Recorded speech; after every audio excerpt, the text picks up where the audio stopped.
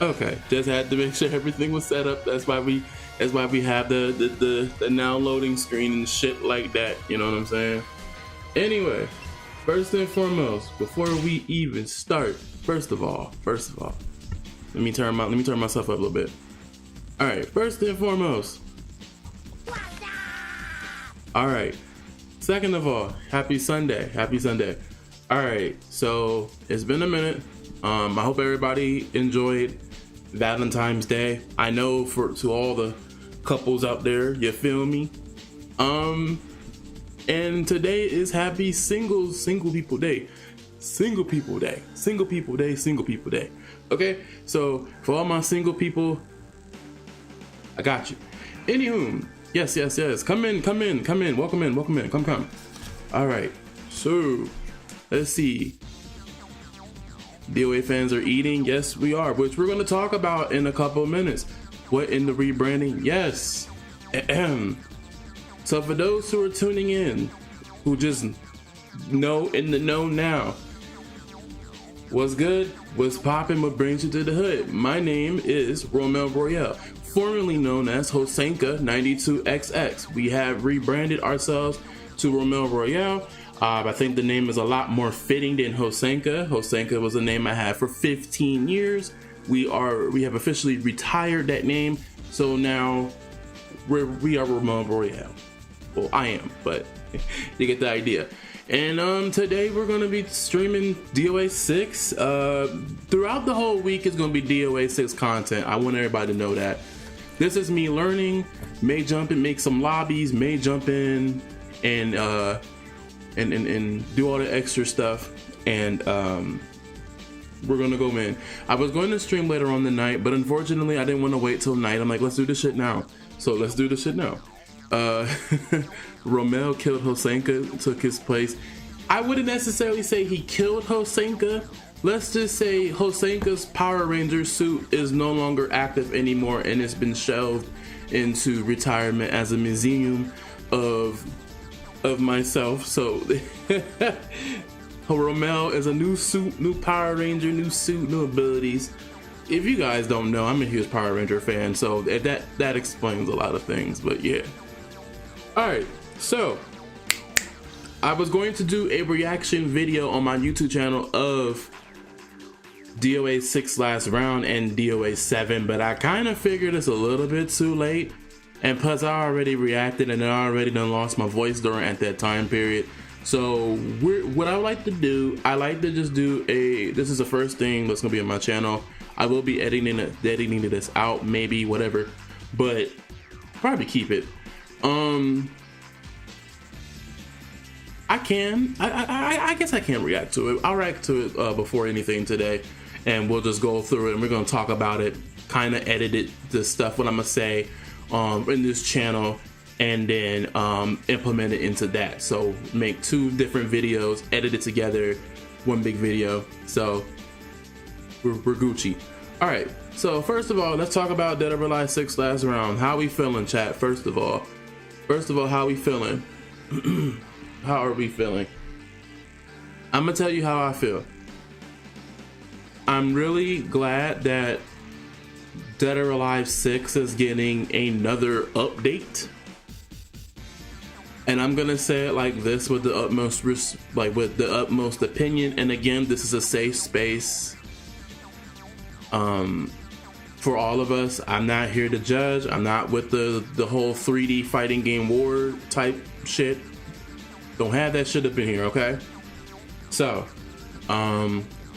let's talk about it. Let's talk about it. I'm gonna turn this down a little bit because this shit is all in my damn ear. All right, so let's talk about it. So, in my initial response, I think DOA 6 last round was like the ultimate approach. And I feel that way because I feel like the game itself had like great potential, but it just, in the end, it just, throughout the midst of its lifespan, it just wasn't really a good of enough game. Let Diva tell you, because he also plays it as well. In fact, he streams it on his channel. Matter of fact, let me do a shout out to Mr. MF_Diva. He plays the same games as I do, okay? y'all make some noise for Mr. Diva, because he plays mostly Virtual Fighter. He plays a lot of DOA on Fridays. He has the Gooner Fridays type shit. And then he also plays Soul Calibur. So he's a 3D fighting game fan myself. So just like me. So shout out to MF_Diva. You are very, very appreciated. All right, so let's see what the comments here before I start my whole spiel on it. Conflicted, bad port, but it gets the job done if people are playing DOA again, I guess. They straight copied the VF5 to VS6 model, but they forgot to actually improve it in any way. Yes, that's honestly, in my opinion, that is true. Look, if you guys have played Virtual Fighter 5 over the years, you can tell that game itself had so many different iterations. So many different iterations of itself. You're welcome. And like, we are now into Virtual Fighter 5 Ultimate Showdown Revo World Stage, which I do believe this is like the upteenth and the final time that game is going to get revised, I believe, because now it's going to all ports, so including the Switch 2. I don't have a Switch 2, so I wouldn't know. I would like to get it just to be like, hey, I got it. But that's the point. DOA is doing the same approach. We're going to have last round, and let's talk about it. So in the trailer, we already know, I actually wrote it in my notes. See, this is why we have notes in class. I'm always a heavy hitter when it comes to taking down notes. You never know. All right, so check this out. So from what I can gather from the trailer, basically we're gonna get new costumes. We're gonna get 5 new characters come after launch. There is the only existing content. There's photo mode. I believe there's 5 costumes are going to be given to, I believe 5 characters. Don't quote on me on that. I do believe it's like 5 characters are getting new costumes, and we're getting 5 new characters. There is going to be a free-to-play version on launch as well. You guys know they are known for the core fighters. But let's take a deep dive on what my main issues are. So we didn't really see too much of we've seen gameplay, but we didn't really see too much of what stuff has been officially changed. We've seen like Honoka, Kasumi, and several other characters with different costume skins that they were never in DOA 6 vanilla. So basically, it's a fresh coat of paint, but I don't know if I really want to call it a fresh coat of paint, considering that those 5 characters are going to get more skins and not the entire roster. Okay, that was a little bit okay, whatever. Me, I don't really care about the whole buying costume skins. I was never really a fan of spending oodles and noodles of dollars to buy like new costume skins when I'm just gonna rock with like default skins. That has always been my thing. That's why if you guys have watched me play Tekken 8 or Tekken 7 over the years, I never really had a thing of let's buy this new costume skin. Now I did buy some new skins on Tekken 8 because those are classic skins. Those are legacy skins, and I don't mind, I don't mind spending the bread for those, because those are nice. Period. The other skins for this DOA 6, I never really buy that many skins to begin with, and I haven't really bought that many skins in DOA 5 last round to begin with as well, because it was like, what's the point? I didn't feel comfortable spending $93 on some skins I ain't gonna wear, so I didn't care. But anyway, jumping back on topic. So from what I can gather and from what that I've noticed, we gotta address the elephants in the room, y'all. Check me out. Look, so basically we gotta address the elephant in the room. They did announce that there is no crossplay. Sadly, if you have the game on PC, or if you have the game on Xbox or on PlayStation, and your friends have it on PC or a different console than you do, you're not going to be able to play with them It's just, it is what it is. I don't know why they could have just did a crossplay thing.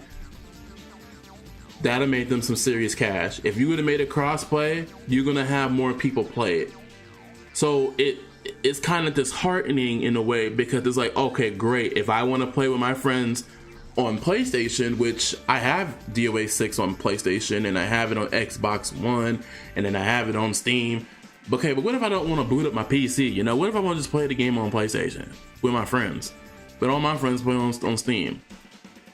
I guess I gotta boot up, I gotta spend $40 to play it on Steam, because that's where the party's at, you know? And it sucks, because it's just like, okay, I really want to play this with all of my friends. I have PlayStation friends, I have Steam friends, I have Xbox friends, and I'm sure you guys in the chat have the same dilemma as I do. So it kind of sucks for that part. That's the elephant number one. Elephant number two, personally for me, is that, okay, we're getting 5 new characters in the game. I'm not mad.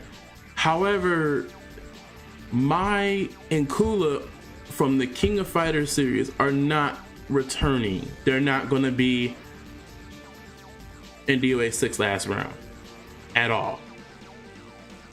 And it sucks. It sucks. Now, I don't really care for Kula all like that. I don't care for Kula Diamond at all, but I do like Mai Shiranui. If y'all ain't know, I'm man of the culture. I love Mai Shiranui. Just like I like Chun-Li, Asuka, Jun. I play all baddies. If y'all haven't know, I play baddies, bad bitches. I love bad bitches. I love women. Just throwing it out there. I'm kidding, Diva. I'm kidding. I never really, when she came, okay. So when Kula came out, I never really played her all like that. I was playing Mai, but I'm sorry. So in my opinion, in my defense, I never really played Kula, and I take that back. For I don't care for Kula. I do. I just didn't really care for her in this game. King of Fighters, that's fine. Like, she's in King of Fighters. I never have issue with Kula in King of Fighters. In this game, I don't really. It's not bad. I think she's cool. She's not a character I want to play. I can put it that way. So sadly, those 2 characters are not coming to DOA 6 last round, even though they're already suited and booted in DOA 6 vanilla. But I get it. If it's a licensing issue and it's a pain in the neck to rebuy the licensing for both of those characters, then I understand them not spending buku bread and then just going off without them. You know, Mai's been in the game for two games. It's the same thing for when Mai came out in DOA 5 last round. Like, the licensing to keep her in DOA 5, she's in the game. She's not. If you don't have her, she's not playable. She's just locked. So those 2 characters, they're not coming back. Sadly, it's just sad. So to all my Mai and Kula players on DOA 6, I'm sorry, they're not coming back. I wish they could. It make a lot of sense. They're already in the game. We don't know what the other 5 characters may be. So with those 2 being replaced, I'm not sure what other characters. Like, I do believe it'll probably be like some OGs and maybe some OGs like Ain, Leon, Genfu. But then again, with Genfu though, and the fact that Elliot has Genfu's moves incorporated, I feel like Genfu might not return. Leon, I'm sure Leon gonna return, and I'm sure Ain is gonna return. But then that leaves like what, 3? Or they may just bring characters from their gacha games that they've been promoting so heavily on, and bring them in. So who knows? We'll find out more throughout the course of it.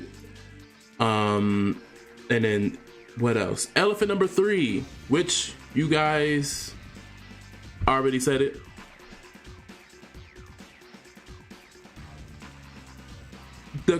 It has to have. It's scaring me because they had not mentioned Robat netcode. And jumping in the comments where it says World stage may not be perfect, but it does improve the game and quality of life changes. New characters is cool and all, but no crossplay or rollback. Why even release it again then? No crossplay is straight up stream killer because it segregates the community and stops content creators from bringing in players from all over that may not be able to afford to play on PC or wherever you're playing. So let's address that. Let's talk about it. First, they didn't really like say anything about rollback netcode, low key. They didn't. I don't know why they didn't though. I hope they implement it because I'm gonna be real honest with you guys. I understand like $40 is to keep the community and to keep the game, the franchise rolling, but you also got to think about it too as well. If I'm spending $40 on a game that's been out for 6-7 years, right? Because this came out in 2019, and you're jumping back 6-7 years later up to this present time in this era, in this modern era where a lot of fighting games, 2D and 3D, are crossplay. Whether it's Virtua Fighter 5, whether it's Tekken 8, whether it's Street Fighter 6, whether it's Mortal Kombat 1, whatever it is, the game that has crossplay, it has it. We're in 2026. And the fact that some of those games have rollback netcode, and you're not gonna announce rollback netcode, I hate to say it, and I feel like it's a cash grab. Let's just be honest, chat. Like, come on now, it's 2026. Rollback netcode and crossplay is the wave of today. I know people don't like Tekken 8, and I get that. I have my gripes with Season 2, don't get me wrong. But the one thing I will say about that game, along with Street Fighter 6, there's literally no excuse. People can play those. Crossplay. City of the Wolves, Fatal Fury City of the Wolves has crossplay. Great game, by the way. King of Fighters 15, Sam Show, like a lot of these games have crossplay and crossplay compatibility and rollback netcode. I don't want DOA 6 last round to fumble the bag by not implementing that, because otherwise you just literally charge everybody $40 for an expansion pack. I know I'm about to get some birds up in here angry, but hear me out. Before you guys start to, get the claws out and be ready to throw down, listen, hear me out. I would love to spend $40 if the $40 is meaningful, okay? I ain't about to get political with y'all. I'm just saying like this, $40 is $40, you feel me? And another thing is just like, at least implement, if you're not gonna have crossplay, that's fine. That is fine. Whatever. If you're not gonna add the guest characters from different games because of the licensing issue, that's fine. That's fine. I'm cool with that. I'm cool with that. But make this shit with rollback netcode. Cause I feel like if you're doing that, it's a cash grab. And you cannot convince me elsewise that it is a cash grab. The same thing, I had the same gripe with Mortal Kombat Legacy Collection. Cash grab. No crossplay. Rollback netcode is atrocious. Not really many people play it. Might have to play that in a stream someday, if I feel real nasty. But that's always the point. To answer this response, it is a straight up killer, because now everybody is going to feel a certain type of way where people can't play DOA 6 on everything. And that sucks. But the worst comes to worst, it's not having rollback netcode.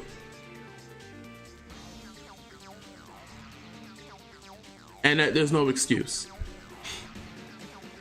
What's good, Necros? How you doing? All right, let me catch up on the comments. It's probably just gonna be the OGs and most Giacomo Siori for new characters, and yeah, the gacha women nobody cares about. Well, the gotcha women. Well, I couldn't even play the gotcha game if I wanted to. It's not on Steam. It's not on the States. Listen, I have the extreme games. Don't come for me, but I have it. Okay, I have them all. But that's besides the point. Okay. There's no excuse in mid-2026 for crossplay to be completely absent. Hate to say, but they're just getting up this game to hurt because the franchise for a second hurt the franchise for a second time. That I do agree of. Like, if you're not to not have crossplay is garbage, and then to not have robot netcode, you didn't announce it.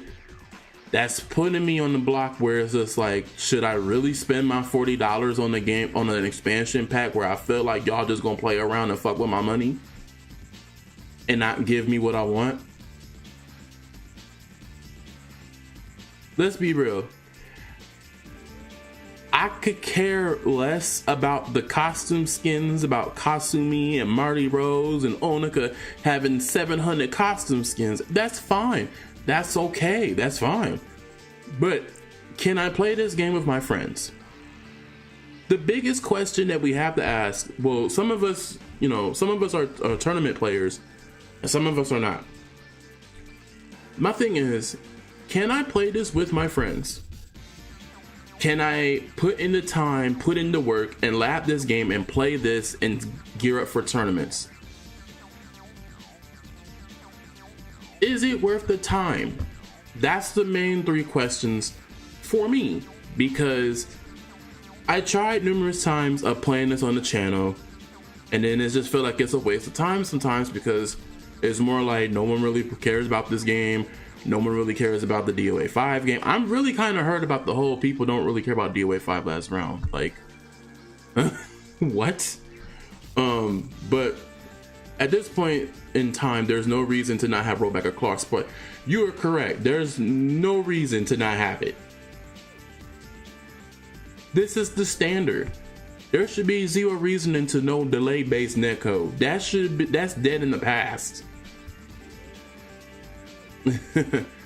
Let's see.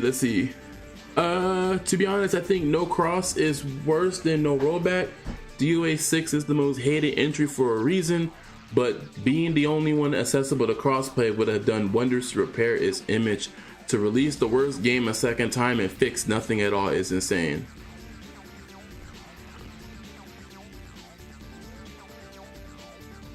Hold on a second, I got some people coming in. We got ads. No worries, no worries. No worries, I got y'all. I ain't saying nothing else.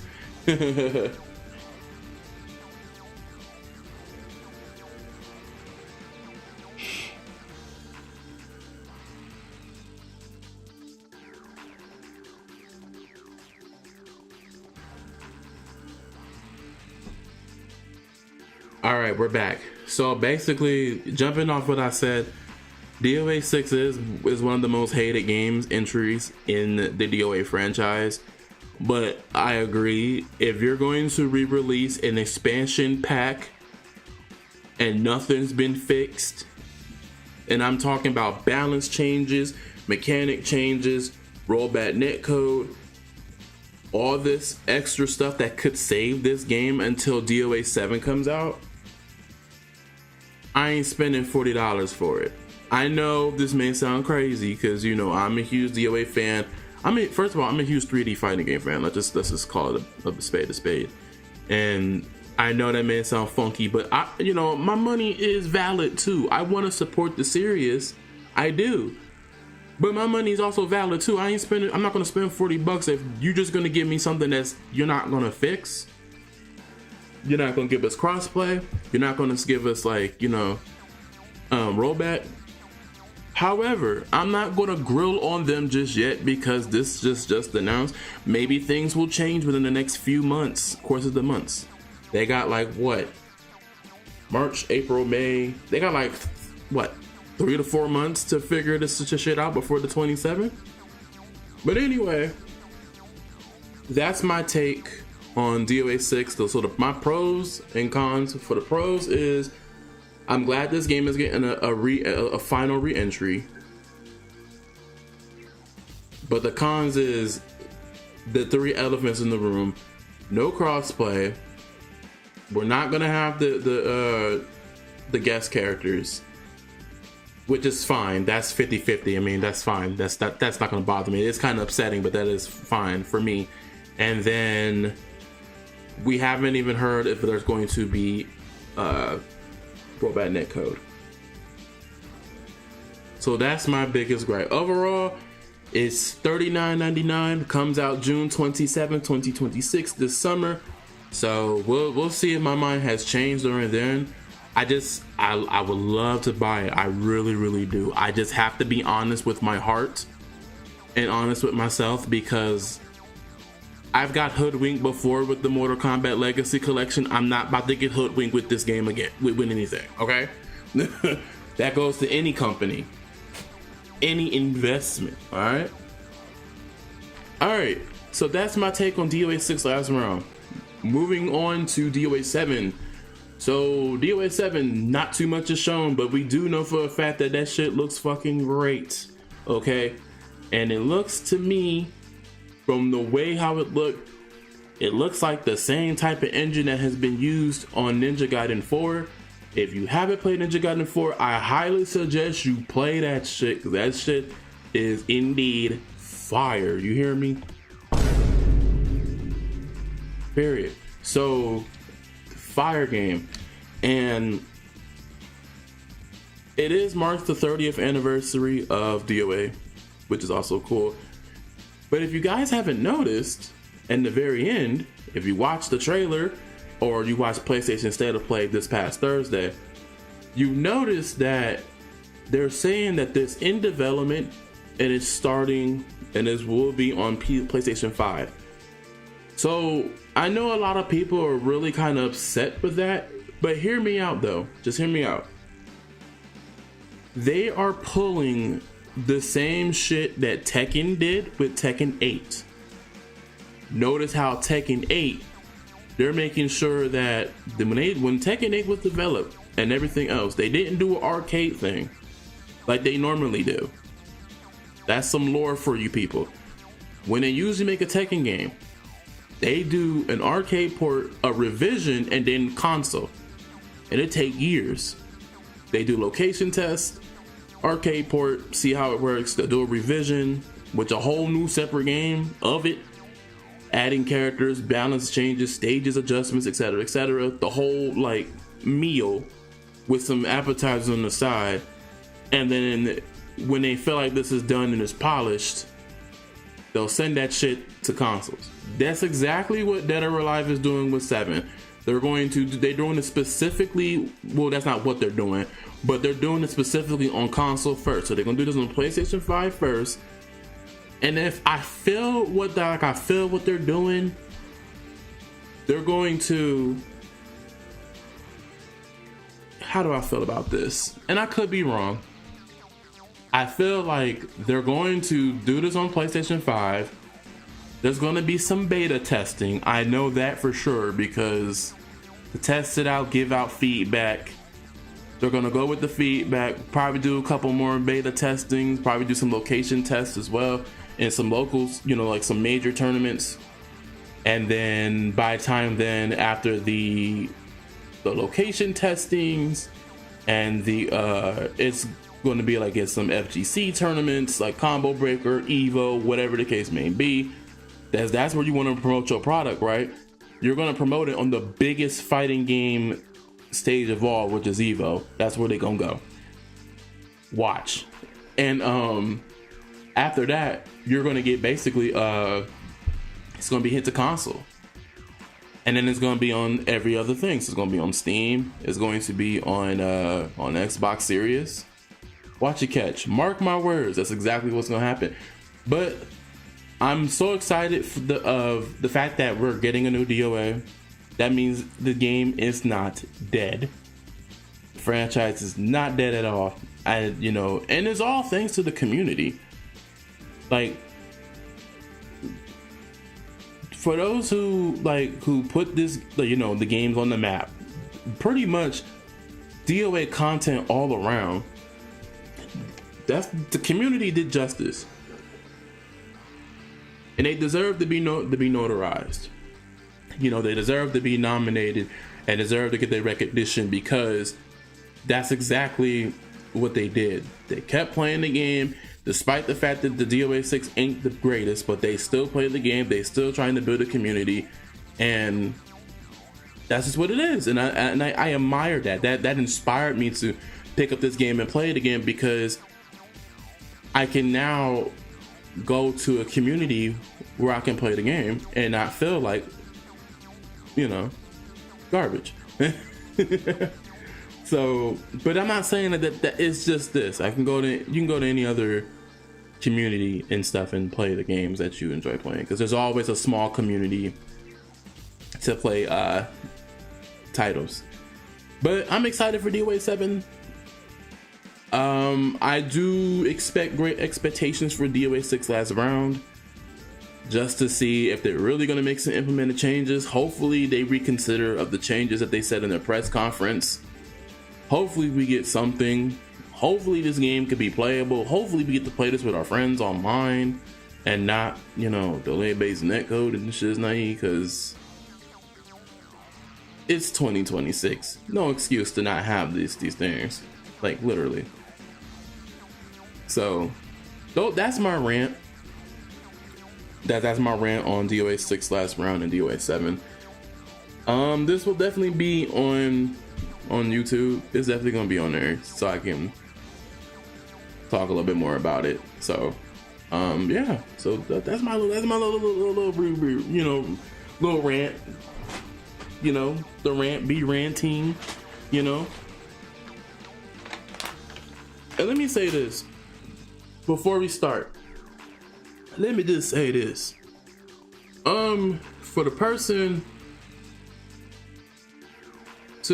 that said that was all up in my damn DMs, my business DMs, mind you, and told me that I was a sellout because I wanted to learn DOA. Go to the farthest far plains of the void, alright? I can't really say HELL because it's the Lord's Day and it's a Sunday and I ain't trying to be cussing. Well, I low-key did cuss earlier, but you get the point. So basically, yeah, you heard me. Cause why? Cause my thing is, what is with this entire whole 3D fighter community war? Can't we all just play these games and enjoy them from what they are? Thank you. Shit. Okay, my rant is over. Now, all right. So I am just gonna be practicing and labbing some stuff. I could open a lobby, probably get my arse, you know, kicked, but that's okay, because we're here to learn. Because my silly goofy self had entered the TNS DOA 6 online tourney that's on the 22nd, that's next Sunday, and oh lord, we got some heavy hitters. But I'm here for the experience, because I never competed in the TNS tourney at all. Like, I never competed in it at all. Never have. And that's about to change. First time for everything, alright? So yeah, that's my rant. Y'all let me know your thoughts and opinions in the chat. You already know what time it is. It's a safe space. Okay?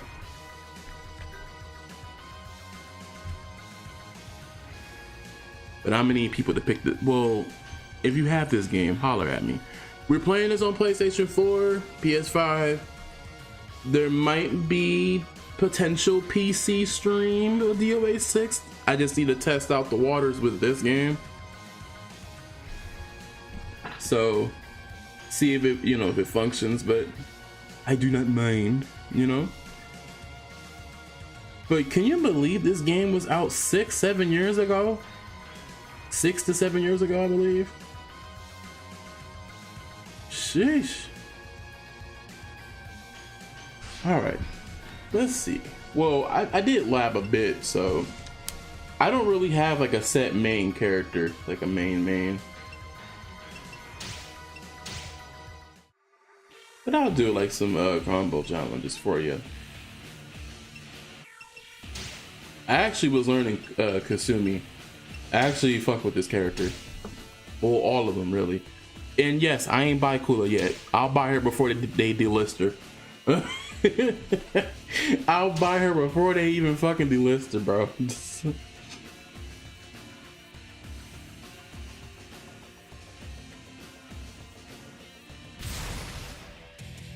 You really hit us with a 6-7 and think you're gonna get away scot-free? Bring that ass here, boy. 6-7? The fuck is 6-7?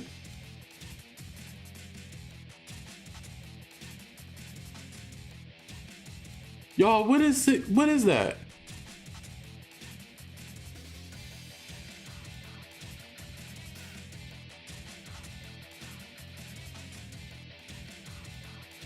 What the fuck is that? What do you mean? 6-7.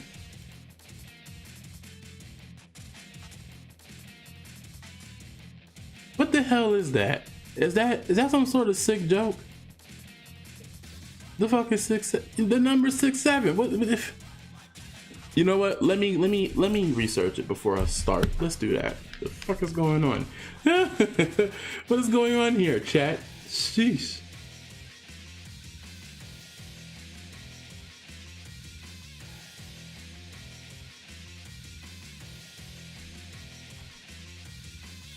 Oh. False alarm. I thought you knew your crime. My fault. I don't know. What? Ugh. Nah. But y'all, I don't even get down like that. You're good. You're good. I was like, I'm just saying the numbers. Like what? That 6-7. So that's so stupid. Ugh. Burn that shit. Thank you. Anyway, burn that shit. Burn that shit at the stake. It's a stupid meme. Moving on. Gotcha. I was like, what?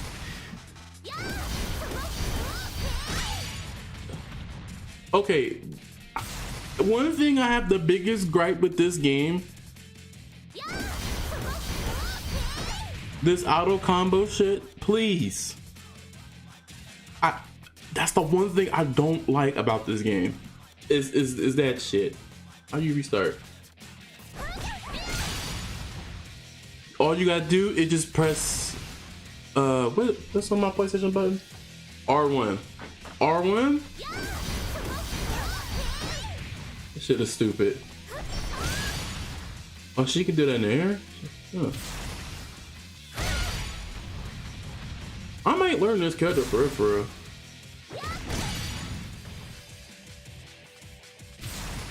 There's still high, mids, and lows though, right? Yes, there still are. Still are. Okay. Would you shut up? Quit calling my damn phone. Or can you not duck that string? You know what? To the lab. Not me pointing. Not me pointing, chat. Hold up.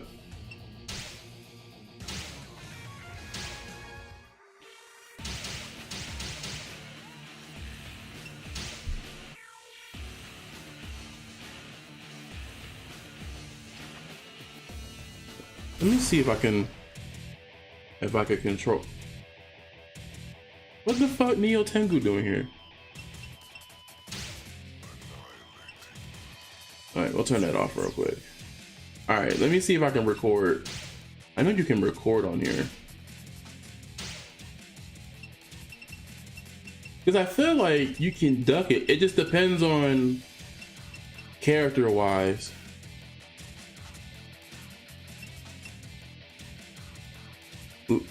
If it's duckable, I think it's fine. Scrub killer skill check type shit like a 10-hit combo Tekken. Leave her there, whip her ass. Leave her there. Clemency. You don't like Neo Tengu Diva?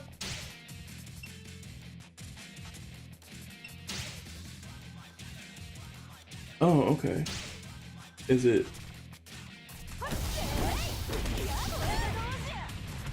Okay. And you stopped it. Wait, you can stop it? Wait, can you stop it?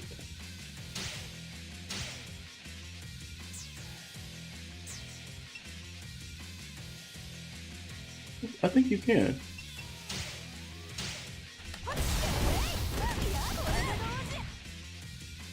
Okay. You can stop now. Thank you. All right. So we record 1-to-1.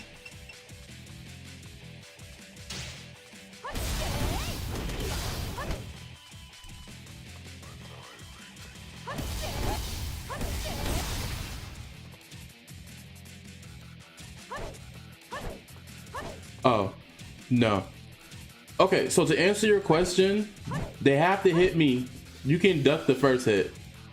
But once you get hit after the first hit, that's pretty much it.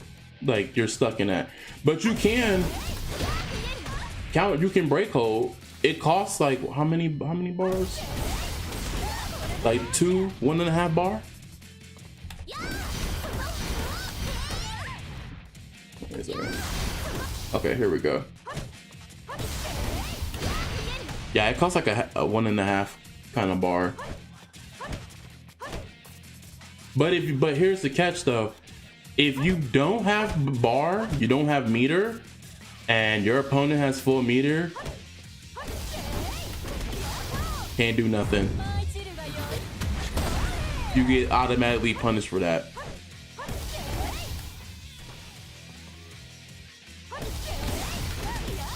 Even if you have 1 bar, if you notice, if you have 1 meter, like 1 bar, you're pretty much stuck. Unless you cross, yeah. Unless you cross it.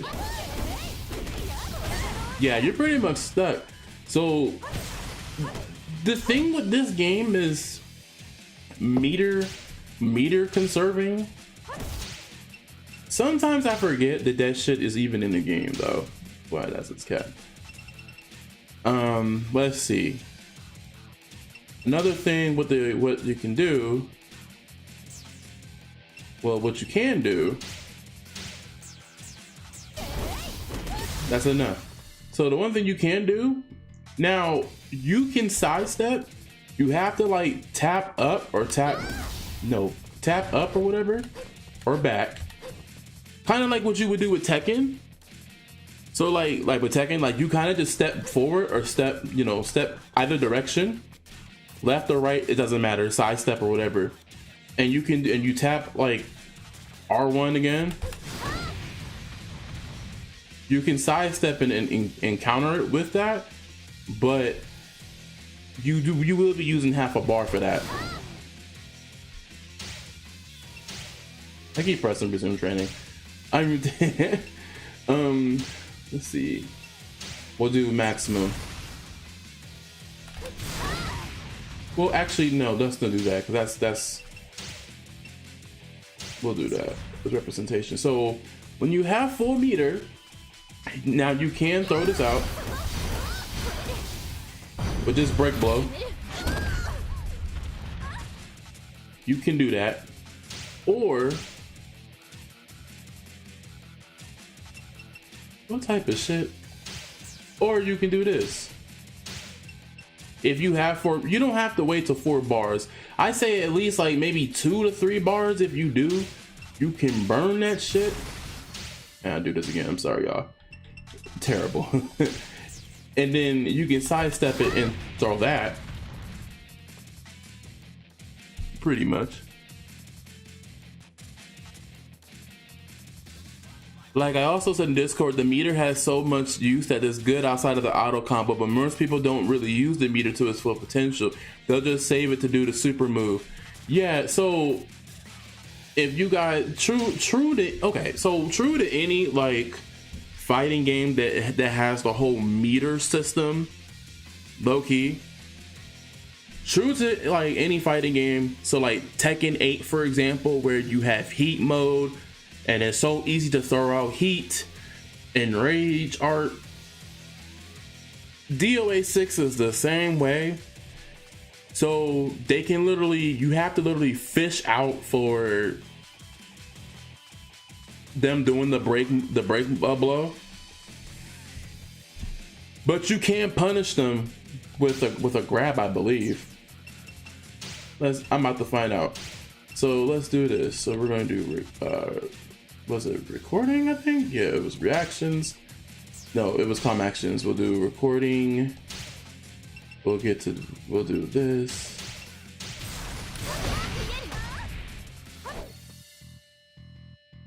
I didn't realize what I just did. Okay, so let me talk about this real quick before we do that. So if you have meter, you can click back R1, and it's break hold.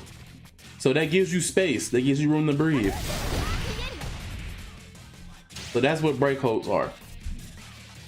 Also, unlike Tekken 8, the supers aren't invincible and can't be interrupted. That is also true.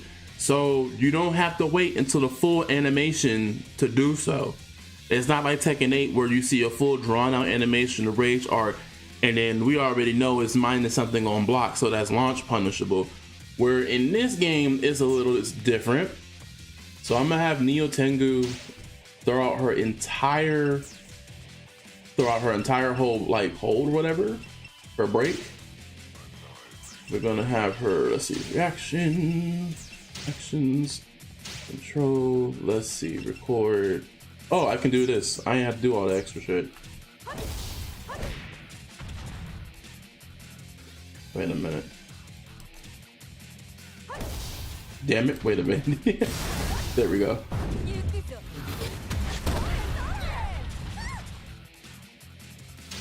All right, and then we'll have her, whoa, if I can do this.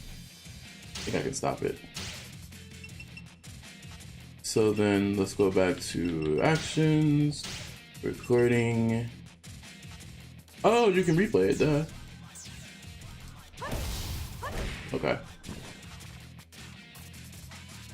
Let me do a better one so I can show you, because I gotta remember the controls. Okay, so is it this?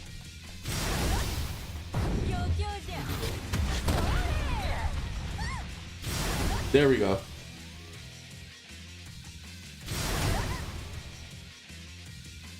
Can you duck that shit? No, you cannot. That is a man.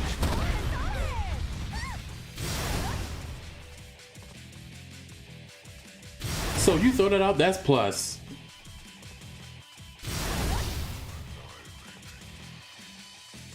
But I think you can throw punch. Nope, you cannot. So that's even more crazy.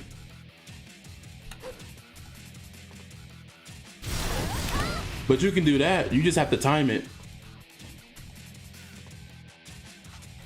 Hey, man.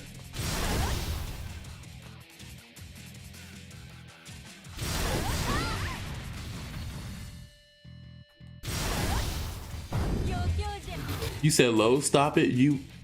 Oh, really? Let's see.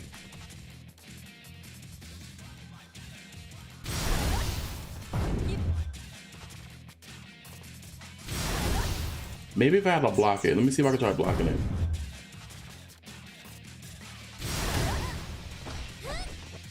I know that you can clash with it, so let's see if that works.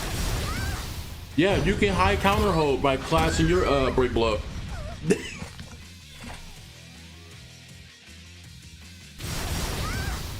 If you have meter.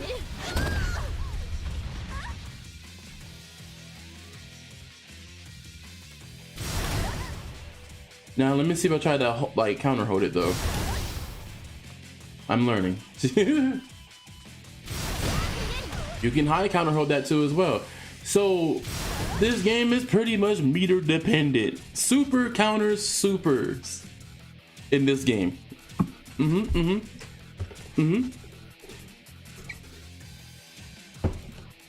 Supers counter supers in this game. For sure. Try timing the low. Okay.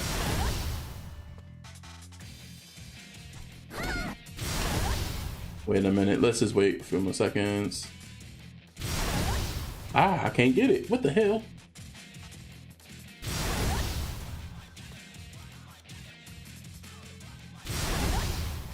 Damn. Damn, that's kind of hard. Hold up.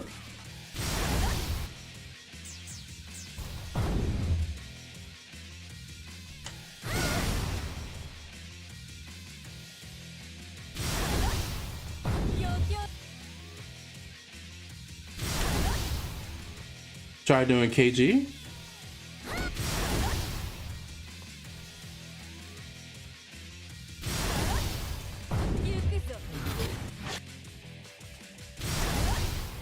Maybe if I just delay it. Oh, I did it.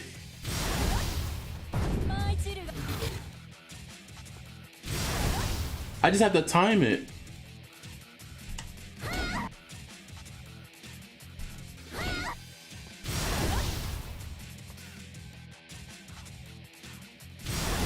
You have to guess. That's crazy. You have to guess. You have to guess and throw that out before you get hit in the animation. Like, you gotta know if your opponent gonna throw that shit out. Or you can just sidestep it. Yeah, bring it on. I think it's universal for both sides. Yeah, that's the thing that... That's the crazy thing about that too with Tekken is like if it's a rage art or anything of the sort super wise in a 3D fighter, I can sidestep that shit. And I can counter back. That's crazy. It stops people from just mashing mid defense so they can't just overpower your offense like Tekken. Yeah, I have experienced low stopping supers. Yeah, for sure. That's pretty crazy. So there's one more thing I'm gonna talk about in the about the super meter. So the crazy thing about the super meter is shit, let me go back. So about the super meter is let's try this. When you throw this out, would you knock it off, lady? Anyway, let me put it to stand, please. Okay. Thank you.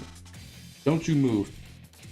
So the one thing about the super is that when you throw this out, if you hold the hold button, you can literally extend the combo, literally.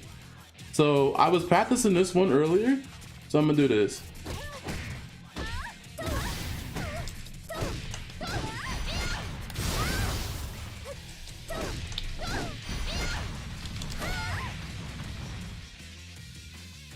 So I can literally hold the meter and I can just extend my combo. However, here's the thing. You can do that, but your opponent can also try to guess on which button are you throwing. So it's nice to do that, but do keep in mind that if your opponent tries to hold or anything, and you press a button, they get it automatically. They can stop the combo. Now, what they can do, another thing as well, is that they can also break hold too as well. So they can break hold while you're extending the combo after using your super meter. So you have to guess. So if all I gotta worry about is if Neo Tengu gonna either try to guess which I'm throwing out, whether it's a punch, kick, or anything of the sort. But if she guessed wrong, do keep in mind the best punishment game of DOA is grabs. You can literally grab them while they're in hold. High counter which is extremely punishable. So like heat, but they can still read and counter the combo. That's true. So there's counterplay to it. And I done stunned and still dropped the combo because I got red. Yeah, so you have to do You have to know your character's moves and their strings, and if they guess the hold wrong, right, and you stop. So let's just say this. Let me, for a better explanation.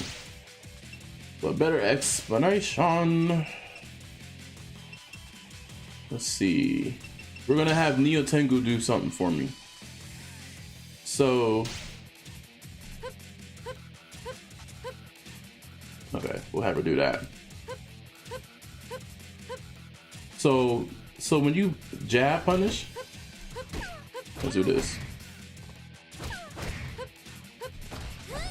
High counter throw. So imagine if I were to throw out that combo, right? If I were to throw out that combo and then Neo Tengu gets wrong, oh, I'm punishing her for free because I'm a grabber. This is why that's another thing that we gotta learn is do not rely on holds all the time. Because if you rely on the holds and stuff, chances are your chances of getting punished and your opponent getting big damage is skyrocket high, especially with grabs. With grabs is even more dangerous in this game. We do got some grapplers in this game as well. We have Tina, Bass, Hayabusa, one of the fastest grapplers in the game. Don't quote, I think so, because I think Emery Reigns specifically mentioned that. Specifically. Shout out to Emery Reigns, y'all. And Master and everyone who streams DOA. Much appreciated. But yeah. Even Neo Tengu, quiet as his cat. Neo Tengu is somewhat. Honika is a grappler too as well. This game is very read and punish heavy. A lot of the time you can read someone's hold, spam, and pop off of a command grab combo. Yep, the Dragon Clan motherfucker is a grappler. Oh, you didn't know? I gotta show. It's time for show and tell, ladies and gentlemen. Chat. All right, where is he at?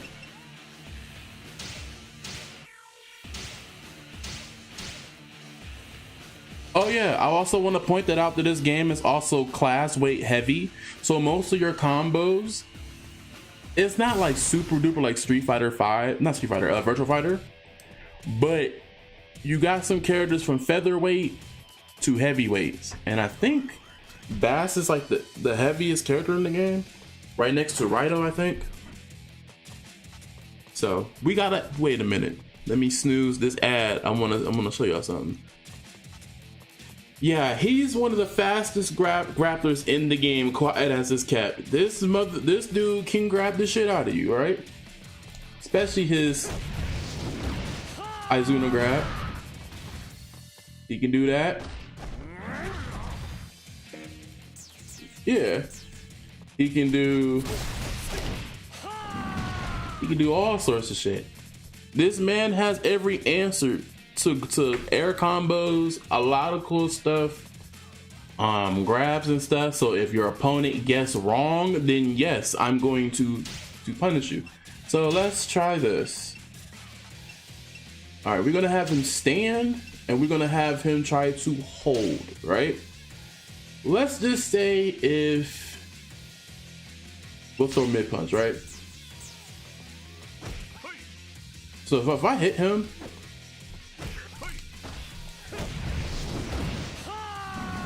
that's big damage.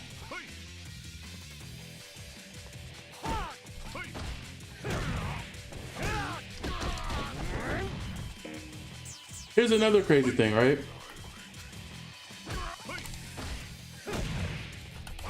Oh wait, I don't think you can do that with him. No, I don't think you can do that with him. I think it's Kasumi you can do that. Don't quote me on that, chat. I'm learning too. Yeah, he can do crazy shit like that. So you can punish him. I don't know Hayabusa combos like that, so bear with me. But I think it's Kasumi that can do shit like that.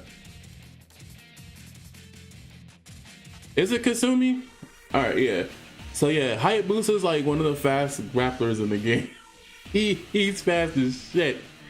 So, oh, Osmic, thank you for the follow. Thank you. Welcome in. We're just labbing stuff on PlayStation, etc., etc. I appreciate you. So wait, so Kasumi do that shit too? Let me see. Oh, I'm learning. I ain't even. Where my notebook at? My notebook. Got a lot of stuff.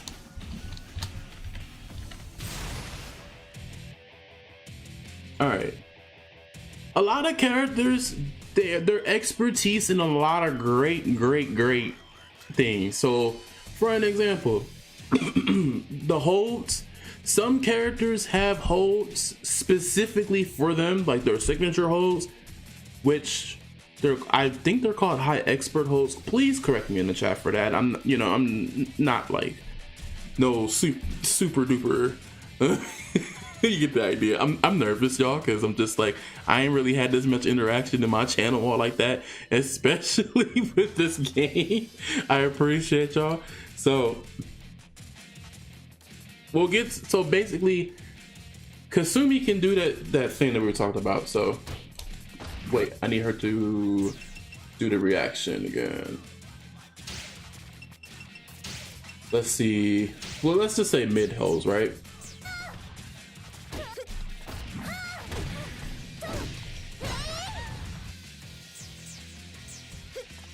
Gotta get used to the labbing system.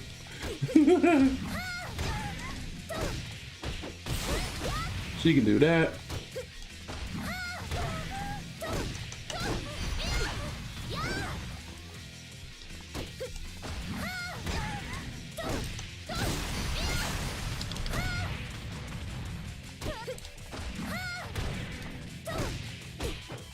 I fucked it up.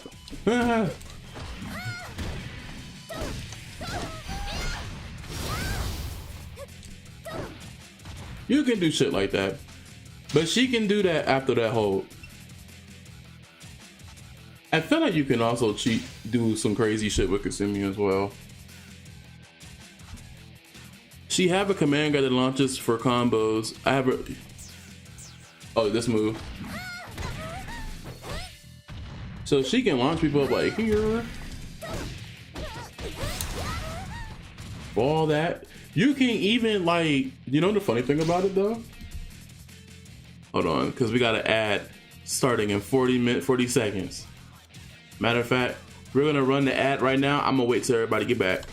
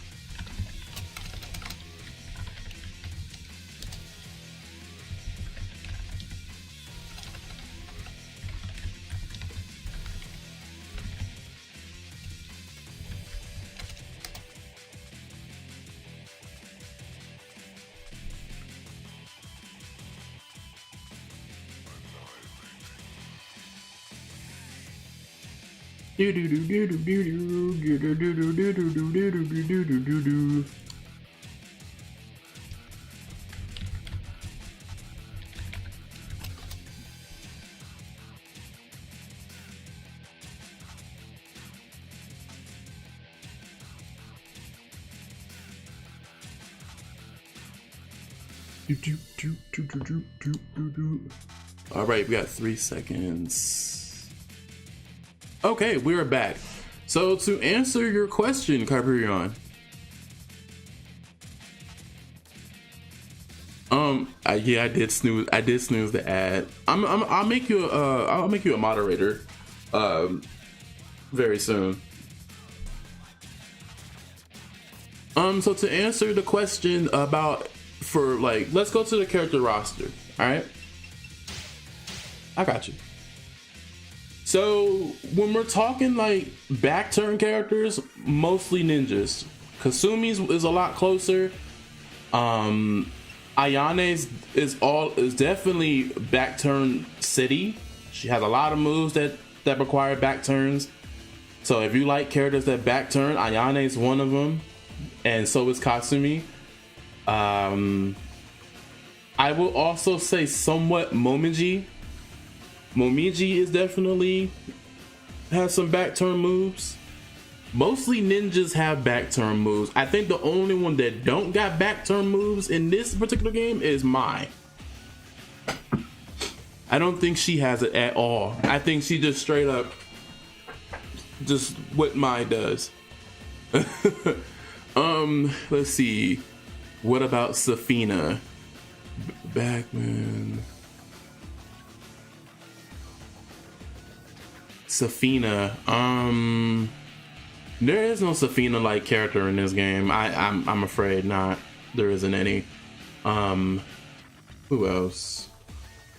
If you're looking for grapplers, we already talked about it. Hayabusa, one of the fastest grapplers in the game. If you're, you also got Tina. Tina is hella fucking strong in this damn game. We have Bass. If you are a person that like throw up, not throw up.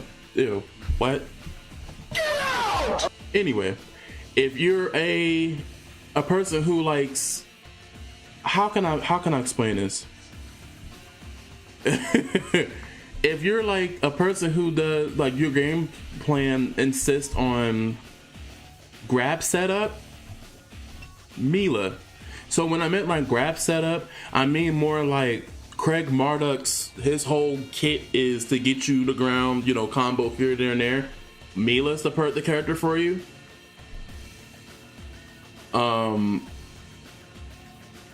If you're looking for mix-up 50-50s, majority of the characters have mix-up 50-50s, but if you're looking for a character that plays like Ling Xiaoyu, Elena is definitely Ling Xiaoyu. She doesn't, she got some cool 50-50s, and she stance heavy. The closest to Safina is maybe Christy. Yeah. If you're looking for evasive stuff, Christy is a really good one. She's good.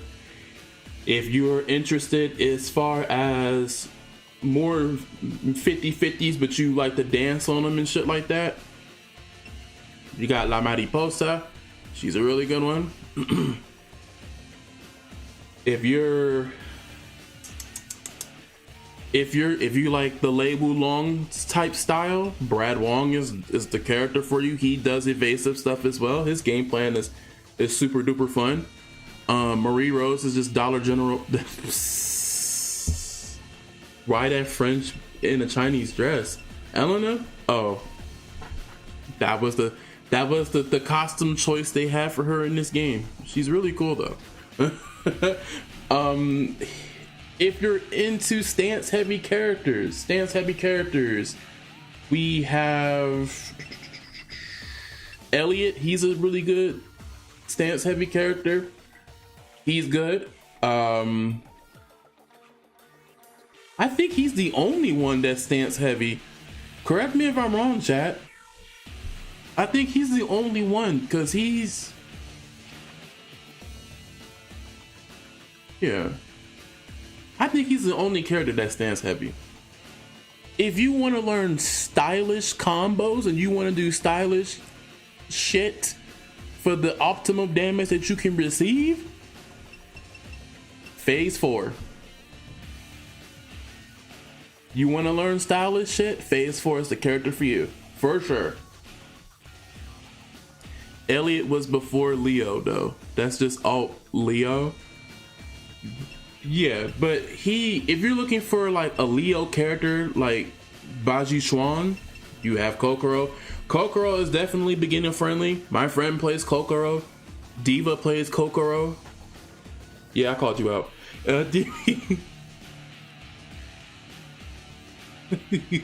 Is this what it's like to be referenced things to Fortnite? Yes. Yes, it is. Yes, it is. Kokoro, if you like Leo, that is correct. If you're looking for like a Taekwondo practitioner, how wrong if you're nasty, you got Rig. If you're looking for a Lydia / Jin Kazama-esque, Hitomi is a really good one. She's also beginner friendly as well. She's really cool. Lei Fang is the queen of execution holds. Like, she has a lot of fucking offensive holds in this game. Expert holds, if you will. She's also my main in this game. Who's the pink hair over in the middle? So this is Honoka. So Honoka's like the female Mokujin. She got like a lot of moves that from everybody in this game. But she's also a fun character, and she also is somewhat a grappler too. Hitomi is arguably the most beginner friendly in the game. Yes, she is. Honoka, if you like titties. Huh? That's true. That's true. If you like Bruce Lee stuff, we got Jan Lee. If you're a fan of martial law, Liu Kang, all them characters is in the Jeet New Dune. He's the character for you. He's super duper fun. Bayman is also a grappler as well. He does what the hell? He does Command Sambo. If you're into grapplers, your grapplers is Hayabusa, Bayman, Tina, Bass, Honoka. Diego is Miguel-esque. He's a brawler. He does big damage.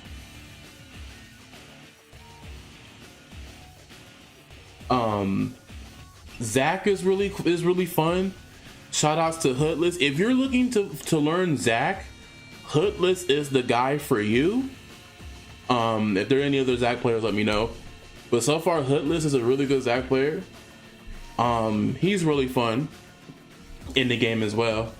And who else? If you're looking for big damage as well, Rachel is a really good character too. Not too much on her kit though, but she's also really strong in this game.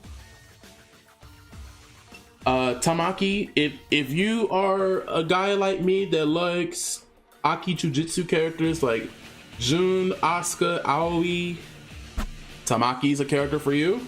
She's fun. I know a couple people that play Raido. For a big character, he's hella fucking fast. So he's really good. I don't even know he's gonna come back. I think he's dead. I think he doesn't come back in DOA 7. I think this is one of the characters that won't be back. Neo Tengu, she's another character where it's like she can do stylish stuff in the air, mid-air combos and stuff. So if you like characters like that, you have Neo Tengu. I don't know too much about Nico, so I can't really give you a solid answer on Nico. But she's good.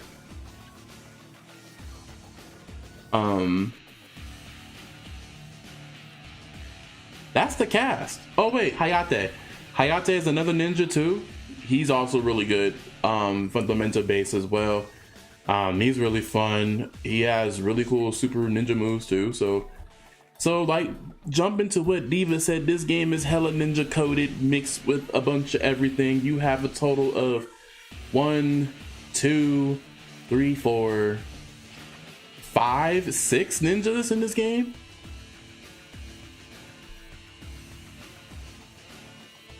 If you want to include Momiji as a ninja, which she is, she's hella fun. Actually, she was my main in DOA 5 last round, Diva. Nico's just Lolly Lars. Is she? This dude said she was. So let me show some crazy shit with Capyron about this. Let me show you something.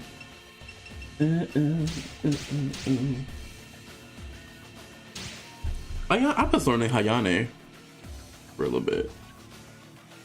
Pai and Honoka were my competitive mains, rather. Nice. Alright. So You all right? So Kapyron. So I hope I'm saying your name right, but so the cool thing about this character, BT wise, she can go through. I'm thinking attack and see the button motions. She can do shit like this. She can also spin.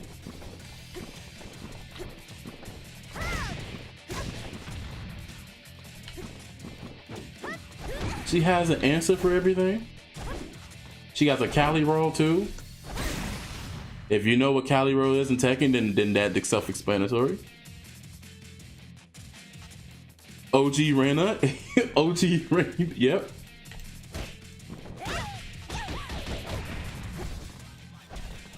Yeah, she has a Cali roll too. So she's pretty fun too.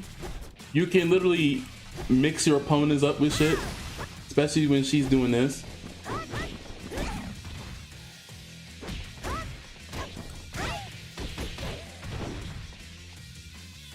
She has some holds too as well. I think she does. Yeah, she do. Yeah, so think of Yoshimitsu, but OG, but Reyna. Yo, Yoshimitsu, OG Reyna. Beyblade, let it rip ass play style.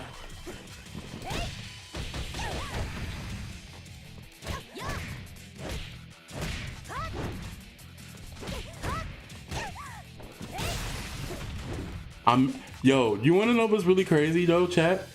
She has a spinning bird kick.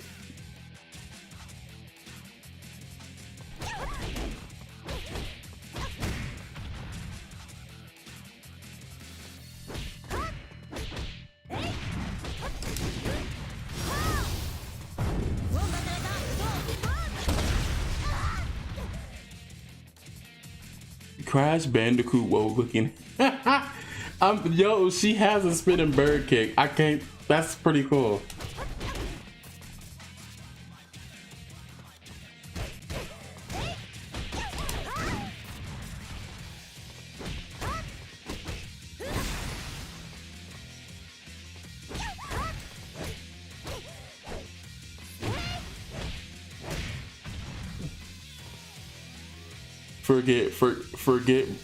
Forget blast that, but I'm in there. Oh, yeah, she has all of the supers are pretty cool. She has one. I think Momichi has one. Hayabusa has one. The ninja characters have. Actually, no, I lied. I think Momichi has one too.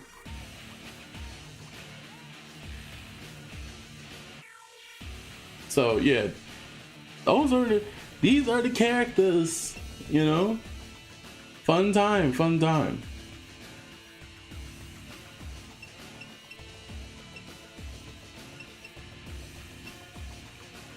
I've just been thinking about playing Nico.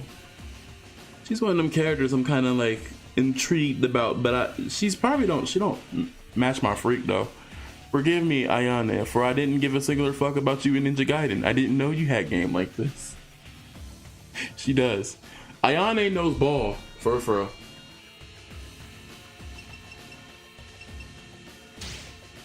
So I wonder, there is a specific combo. She does shit too.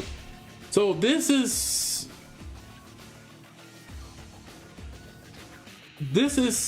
so Momichi has some Hayabusa's moves.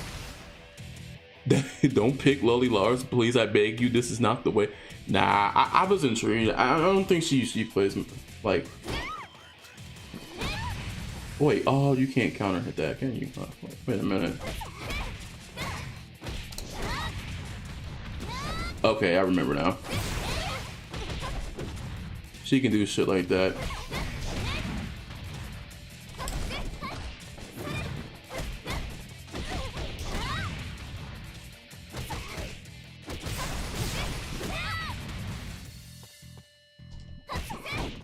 Wait a minute.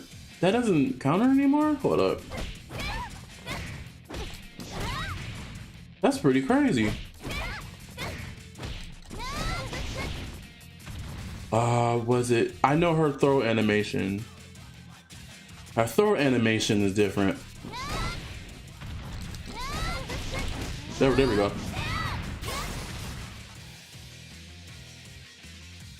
And then she had something else. Oh, here it is.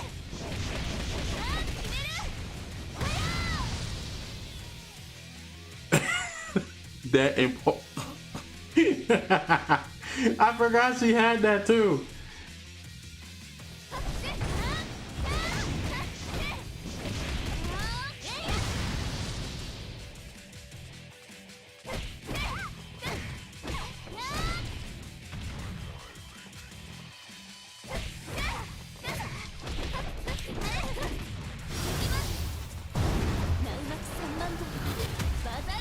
Think. Jeez, all that for a drop of blood. If you want to learn stylish shit, yeah. So she plays just like Hayabusa. Now she has an Izuna drop, her version of it. She has like the air one that he has, which is this one. She doesn't have. She can go in the air for that too. You can combo after the air grab. She has air grabs. After before grab. She's got a lot of cool stuff. His 6-6 throw. She can do shit like that. What's good, Master Burp? Wait, then you hit a person with the health bar connoisseur flash and can they recover health back? No.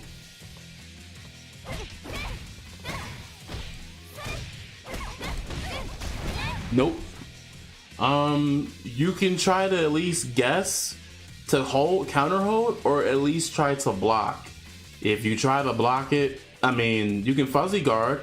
You can try to fuzzy guard to you know, reclaim state, you know, blocking status, so you don't get hit with much damage.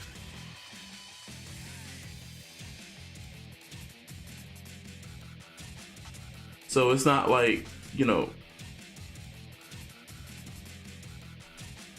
the small red bar. Oh, you talking about this? You can potentially hold. So allow me to demonstrate. Let's have.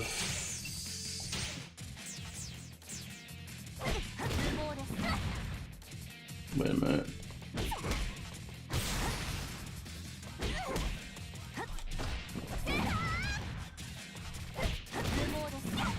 Well, some strings it works on that, on whatever. I gotta stop pressing that. Yeah, so in this situation, you can try to hold if you need to.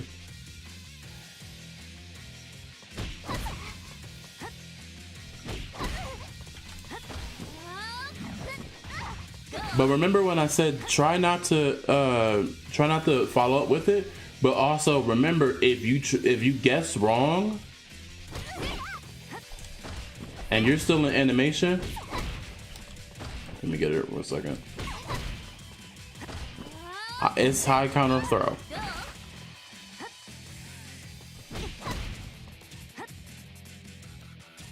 But that's not a way to break the auto combo. There is a meter hold. Yeah, I showed it earlier. I got you. Hold on. I got you. Let's see. Counter. No. Critical high hold. Oops, I need her to do that. Oh, I need her to do mid push. Hold on a second. Offensive hold? No, that's grabs. Is it? No.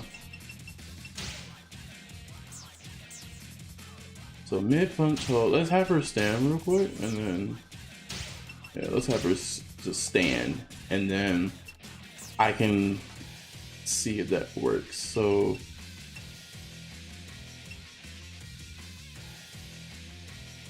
oh, her critical hold. We'll do that in a second. So let's see if that works.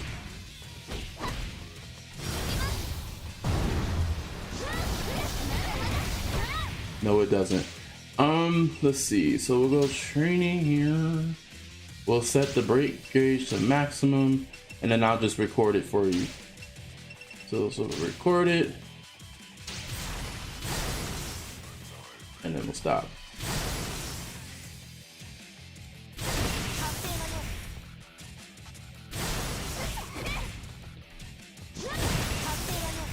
Yeah, you can break hold it. Some characters also have specific special holds, like Kasumi has a few. Instead of a counterattack, it causes a teleport behind the opponent to set up combos. Some have signature holds that launch the opponent in the air. That is true. So the characters that have that specific thing, Kasumi's one of them. Ayane is another one. Lei Fang definitely has a fuck ton of them. And I will show you.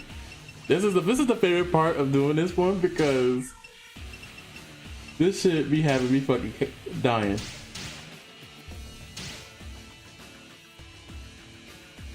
So meter hold to break autos, but for the other holders to break strings. Or yes, that's true. Alright. So here's what we're gonna do. So basically, Lei Fang is another character that has a lot of holes in this game. That's her niche, right? So she has the regular hold, this is the mid hold, this is the high hold, this is the low hold. But if I press forward and then forward up forward, you can tell by their stance changes, the animations. This is her forward back, and this is her forward down. So, allow me to demonstrate. So we're gonna have Mila strike me, right? So this is her normal hold. This is the normal high hold. But what happens if I throw this one? This give her neutral. This give her space.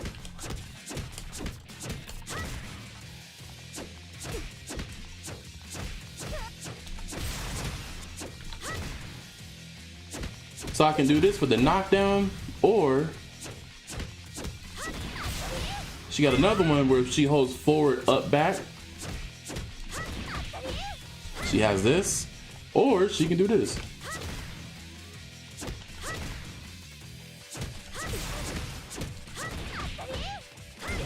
So overall, in general, Lei Fang has a lot of mix-up holds, from normal hold to high counter hold to expert hold. So she's literally, I think, arguably one of the characters that have a lot of those tools. Let me show you the mid punch. That's our normal hold. This is my favorite hold. Hold up.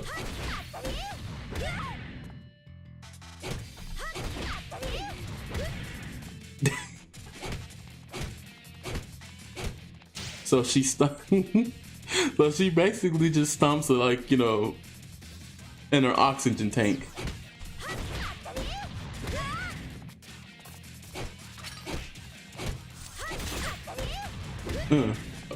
So yeah, Lei Fang has a lot of stuff. Tamaki's more if you like Jun and Tekken. Lei Fang is if you like Aoi and Virtual Fighter. Are the spacing holds to bait out a whiff to punish it? No. If you using hold, it doesn't do that way. So you just reset to neutral. This is specifically for Lei Fang. So I think she's the only character that can do that. In this game, well, she always had that, so she can do stuff like that, even for like lows. Let me find one for. Let me do one for lows. Oh, ow. Okay.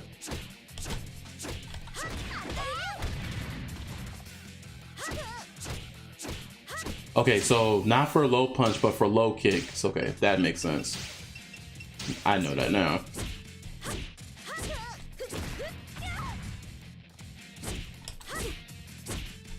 Oh, it doesn't work for low? She don't got that one? No, she doesn't. She just got that. Okay.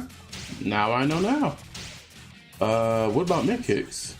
Oh, here's one. Hold up.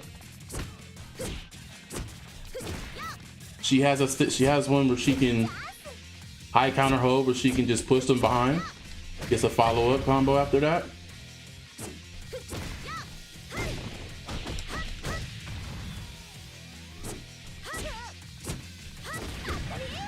She can do that too. This is her back forward one. Get off me.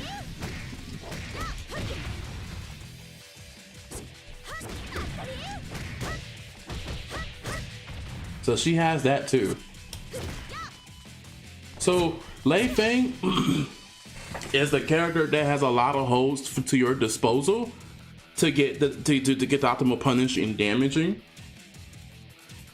She also has a chain command grab too as well. So she has pretty much this one, which I can show. She has 2 different variations of it. So she has this. What's that one? She can do this. And then she also has this one.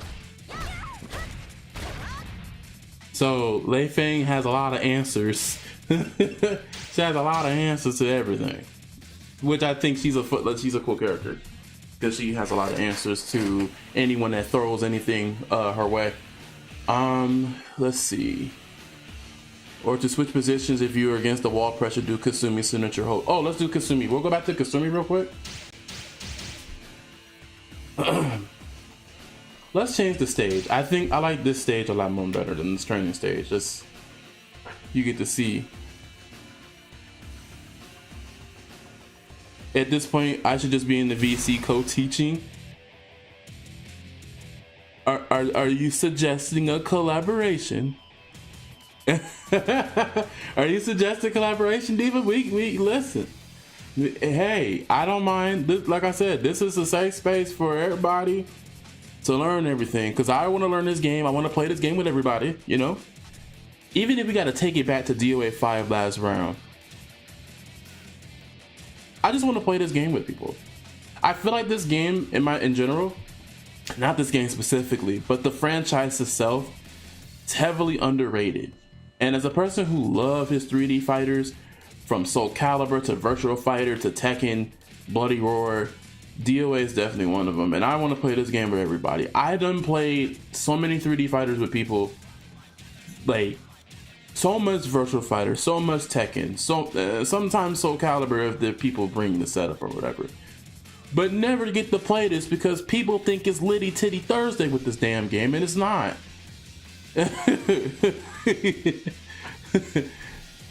So alright, before I get into my soapbox and start the rant again, so jump into what Diva had said, you know? Kasumi has her own shit. That ain't it. There we go.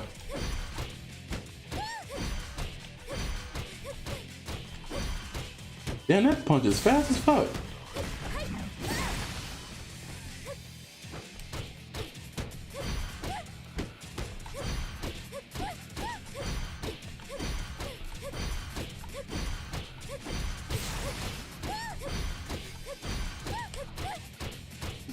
I'm getting the hang of it. The rest of the week is grab if hands and grabs. Wait a minute. Do she have another thing else too that's high? Was her kicks hot? Was that one too?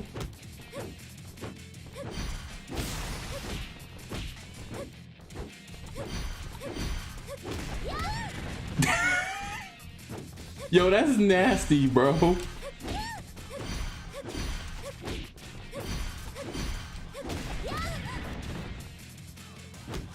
I'm clipping that. Hold on.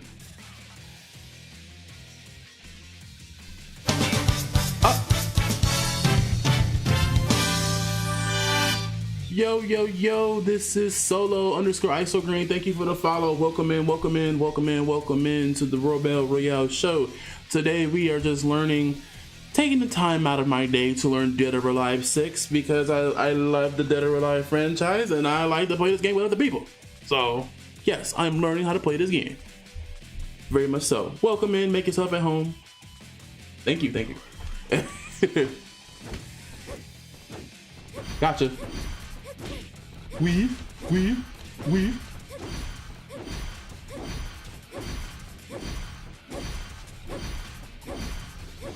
I'm done.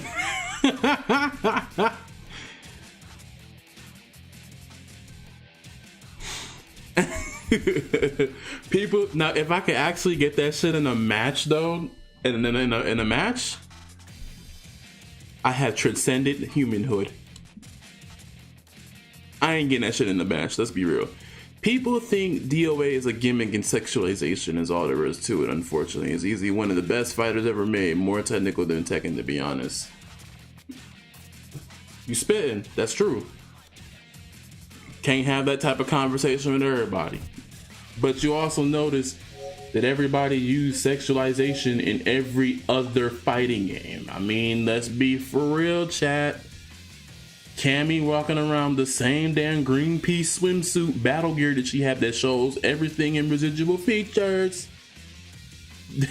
Mortal Kombat 9 at some point showed all sexualization of the female characters. Just saying. They're nice to look at. Thank you. They're nice at everything. I mean, come on now. I don't care. I'm gonna still rep this game. I'm gonna still rep DOA just like every other game.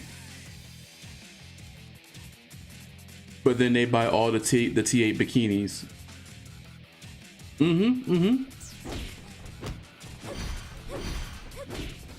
So yeah, that's what Kasumi pretty much has, that type of shit.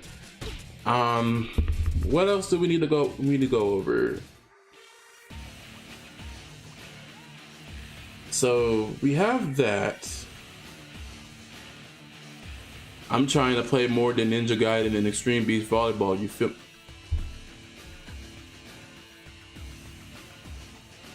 I got you. It's a safe space. It's a safe space for all my homies. All my homeboys and homegirls. So let's talk about Tamaki, shall we? This is a mysterious character. She is the last DLC character for this game right until COVID hit and the outrage of this game then went bleh. Is there crossplay on DOA 6? No, it is not. I'm sorry. Alright. So Tamaki is more like Jun, Asuka, if you like characters. Well, let me ask you this, Kuiper. Do you play normally fighting games on PC or on console? So this chick is a monster. She is a beast, okay?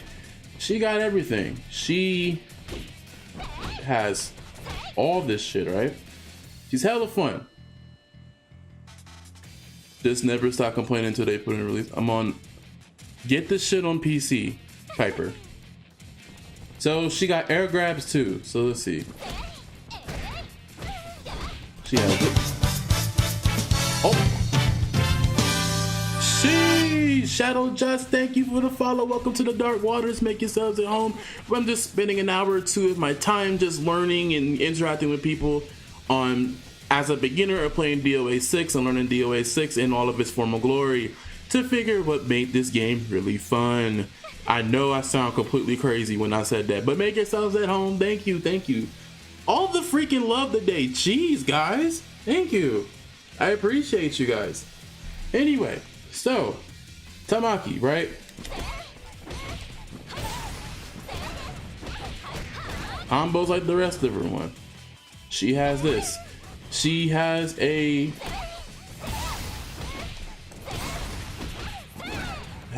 grabs. Diva. I guess we're collaborating. Let's go.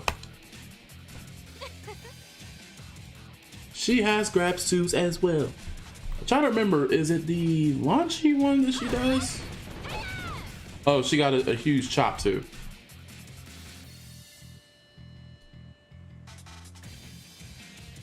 Holy costumes, Batman.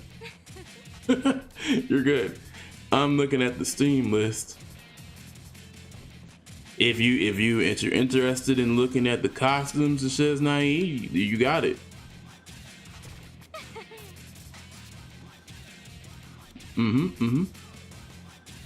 But yeah, so let me see, what else do we have?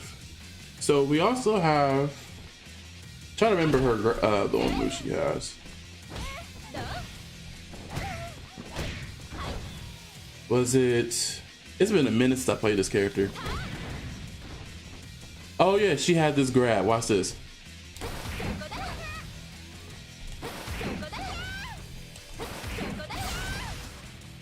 She has that. Oops.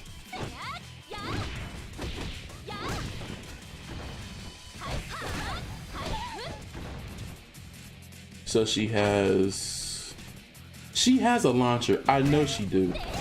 There we go.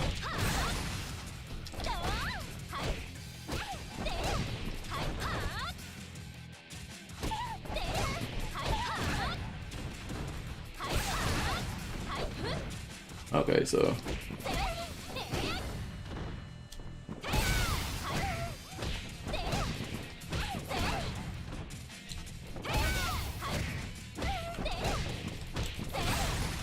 wait, can she? Okay, there we go. I remember now. If I get Shaheen again, that better be punishable by what this? It is. I'm trying to remember the combo and shit. Hold up.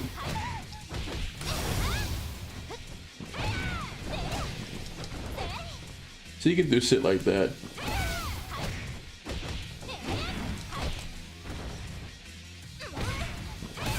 I'm gonna get it right. Hold up.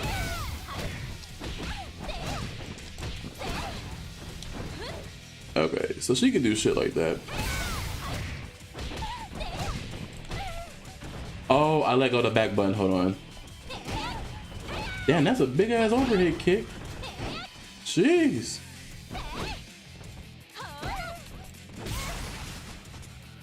Shit.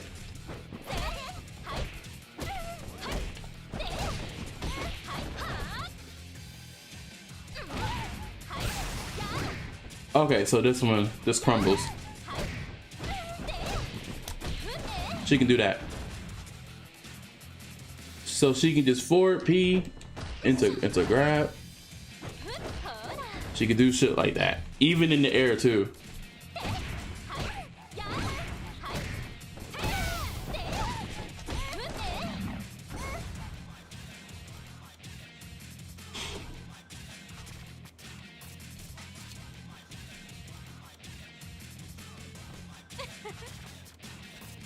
Yes, sir. So let's see. So there's this. Huh.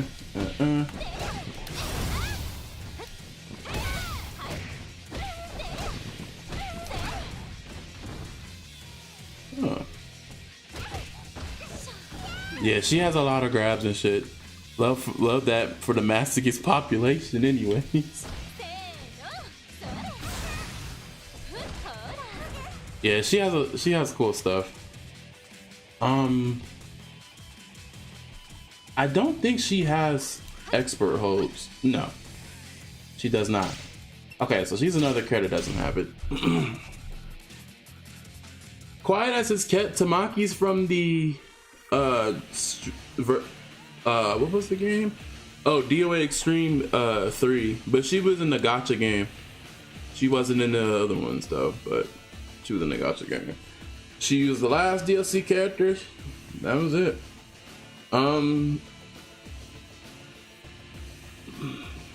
Momiji and Rachel, and so Momiji, Rachel, Mai, Neo Tengu, and Phase 4 and Raida were all implemented, including Murray Rose and Honoka. They just got new moves. I can show you Honoka, Kyra. I got you. Hold up. This character is something.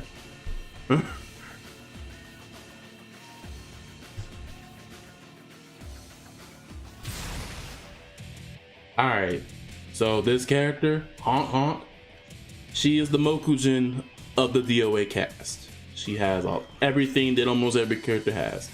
She has some of everyone's moves. She has a lot of everything.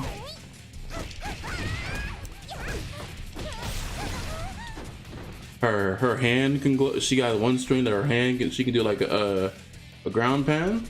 Yeah, she can do that.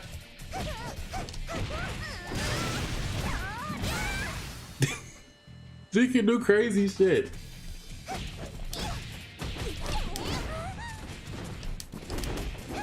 She has Mariposa slow sweep. Yeah, she's mad fun if you know your character stuff, but she's cool.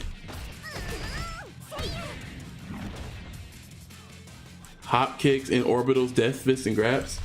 Yep, she has death fist. Eddie Gordo sweep.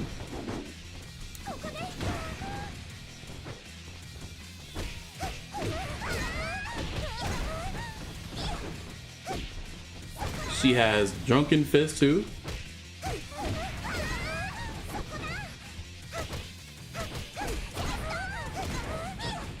Yeah, she has a lot of cool stuff. Back turn. Oh, did she got a back turn? Let me see.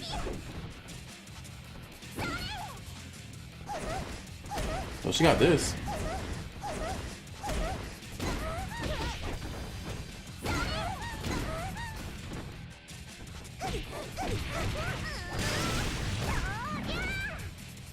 That grab kills me. She used her. Yeah, she do have them. She has the Lei Fang's shoulder.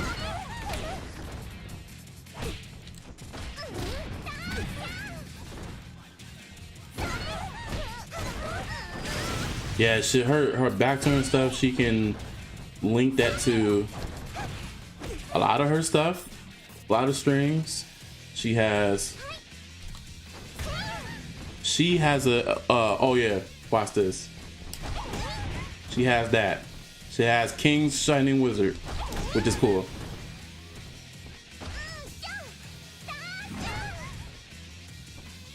What else she has? Backbreaker. That move.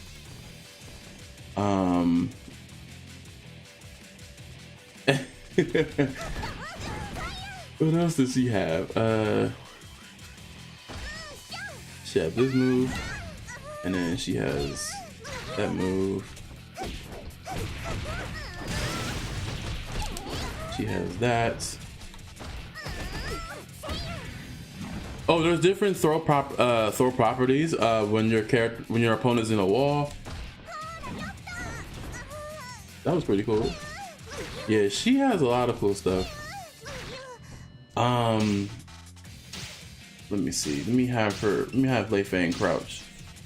Power bomb. Bink.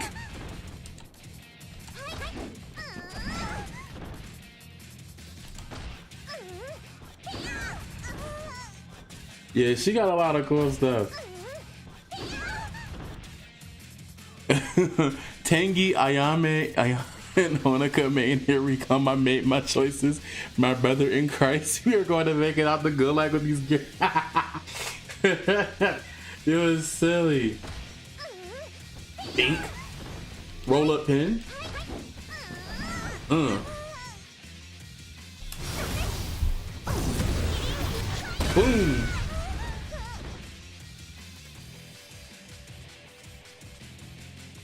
Yeah, we that's Honoka for you. Oh wait, that's because Lei Fang is crouching, so that's why she's doing all that.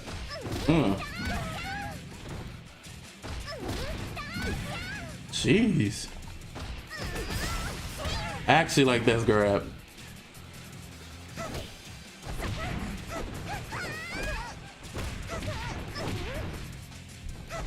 Ooh.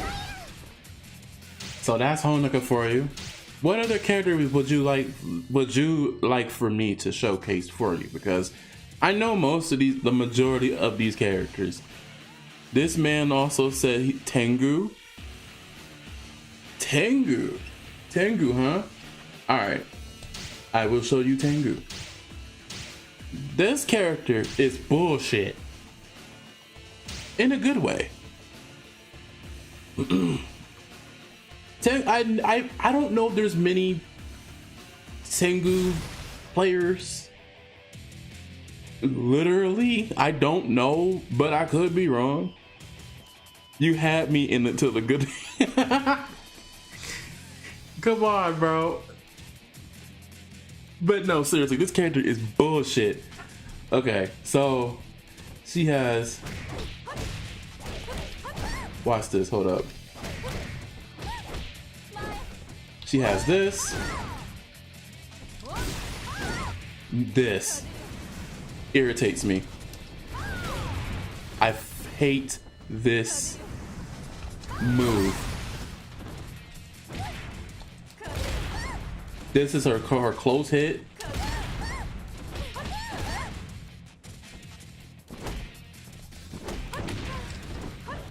She can do air combos in the air. She has this grab. She can fly real fast. Bink. Throws you on the mat.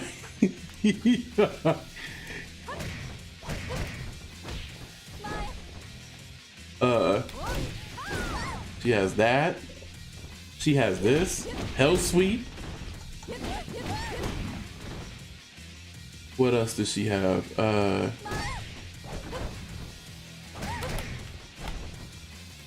Yeah, she can, and she flies around. This character is BS. She's BS. She has that.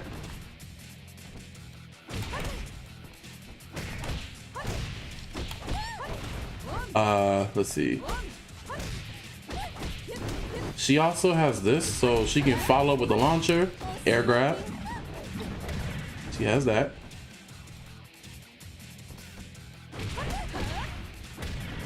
Let's see, I remember now. She can do shit like this, bro. Watch this.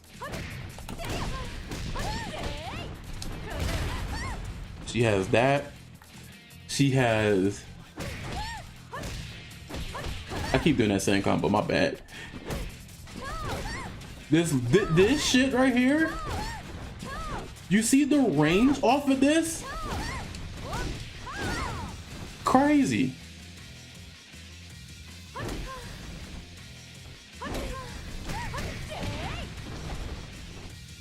You can literally rush your opponent down.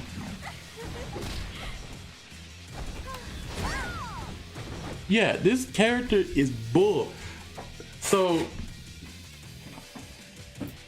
I will say her grabs are kind of seductive.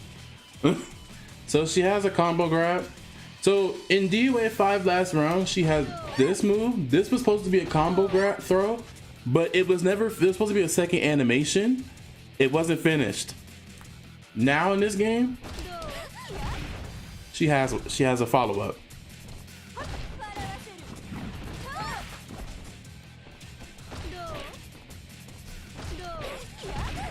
Yeah, this she oh man, what's the other one that she does that was just wild? So here's a cool one. So she does this one. There's that move.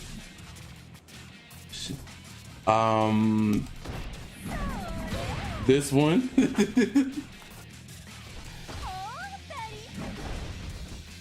Yeah, so this character is complete bullshit.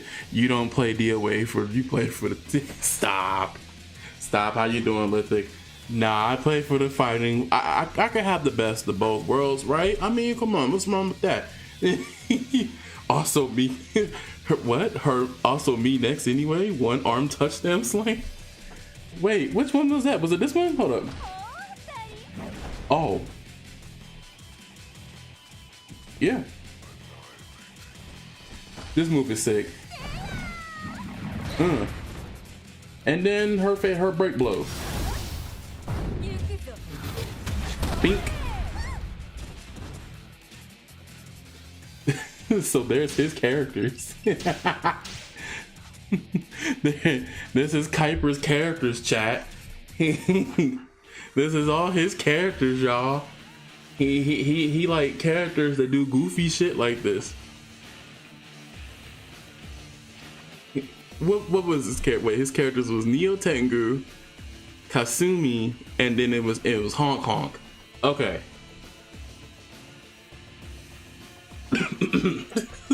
I need some water. Hold on. You guys are crazy. I know what you are. That I know Kuiper's type. You knew my game the day we met. I do. I got you, fam. I got you. I got you. If you think this is crazy, okay, chat. Let me explain something to you. Let me give you a little more lore about myself. When I didn't have online back in the day, this is my teen, this I was like 18, 17, 18 down the line. Let me tell you something. I would play, well, everybody does, but I would play offline a lot, especially Dead or Alive. But if you think this is crazy, Lithic, where were you at? Where were you when I streamed Rumble Roses twice, back to back in a row, and the Rumble Roses XX is the holy grail in my house. I have an actual copy of that game. If you think this is crazy, wait till you see Rumble Roses XX stream. I haven't planned on it yet, but just know you better be around when you see this shit, because this shit. That's all I'm gonna say. That's all I'm gonna say. I love that shit. I love this. I love fighting games. I love fighting games. I like everything about it. That's just me. Every game I play, bad bitches. Dead by Daylight, Ada Wong, bad bitches. Every character, bad bitches. I do play some male characters here and there, but everything else is bad bitches. Chun-Li, Mai Shiranui, Asuka, June, Sonya Blade, Kitana, Jade, Melina, Cammy at some fucking points. Like, I like strong women that fight. They fight, you know? The titties got hitbox of their own. Ada Wong can do no wrong. Literally. Ada Wong, the Catwoman of Resident Evil, y'all. Let that sink in. Alright, Kuiper. What other character would you... You know what? Diva, you have any combos for you know any combos for Kokoro, right?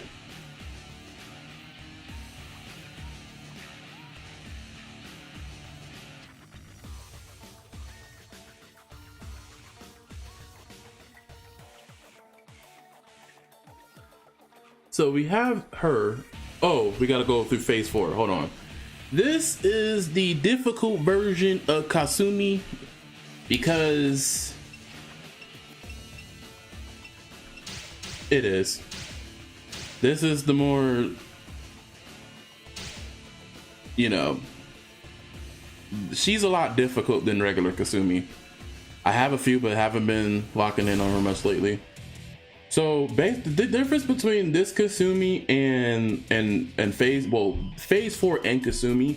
Phase 4, you have to be really is real execution heavy. So basically, fun fact. So phase 4 in DOA 5 last round was a lot more funner. In this game, they tuned her up a lot in this game, execution input wise. Her teleport combos are insane, and she's mad cool in this game, but she's difficult. I just prefer DOA 5 last round phase 4 control wise. Isn't phase 4? No, so this is a clone. So she can...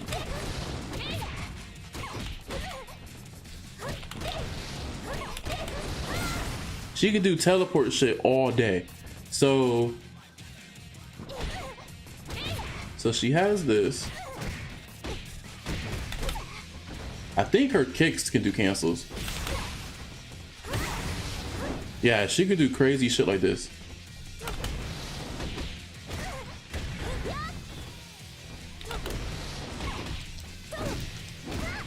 So another thing about this as well, so phase 4 doesn't have like, she has teleport combos, but when she doesn't have a follow-up after her flippy kick at all, or somersault, so she still have the same Kasumi mentality with the grabs, like this stance right here.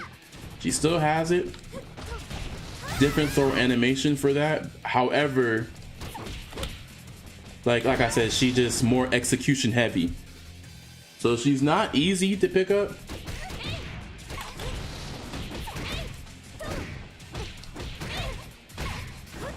At all.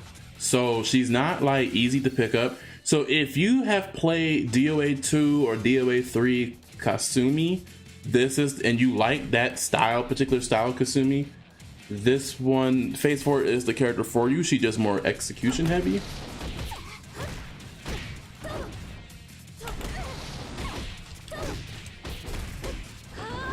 Yeah, so she's pretty much execution heavy. She still has Kasumi's like launch grab. Damn, that hits the wall?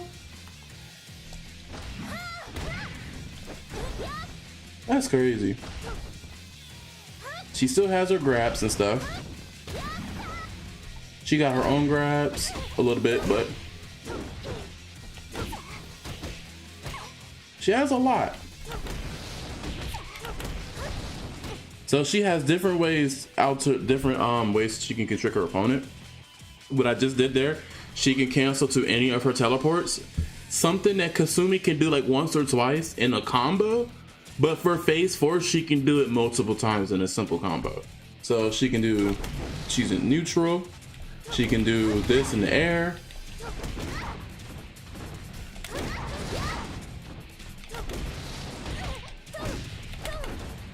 Oh, so she do have that move. Hold up.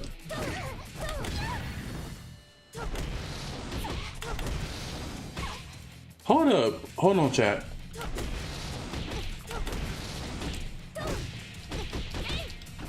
I just did a combo. Hold up.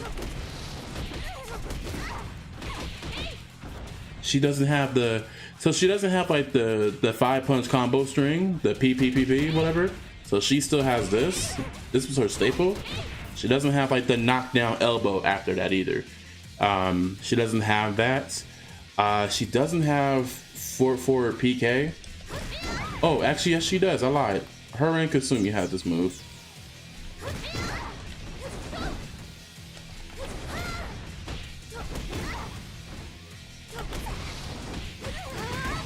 So she has anything that Kasumi does, she has, but again, like I said, like the execution has to be super duper high.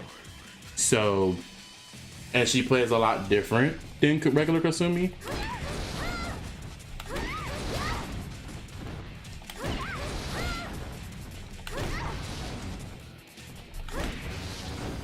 So she has a lot of that. So she has this.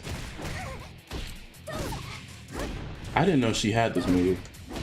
Or that move is different. Oh yeah, that move is different input. So this move, Kasumi was able to do a follow-up teleport attack. Phase 4 cannot. Let's see.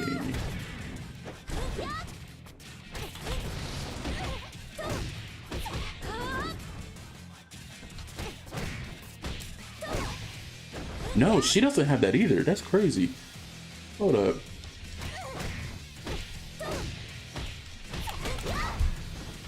Now, this string, the thing I didn't like about this string in DOA 5 last round was this one right here. This is Kasumi's back PKK. This, for phase 4, she has forward PKK. So in this string particular, she was able to teleport when you cancel. You have to hold P plus K to cancel it into the teleport. She can't do that. They made sure this string is, she can do it, but she had an air grab, right? Oh, she has the knee move now. Yeah, so she doesn't have like really cool follows and stuff. And they changed it in this game. So you can't get the air grab. You can get this, like the neutral.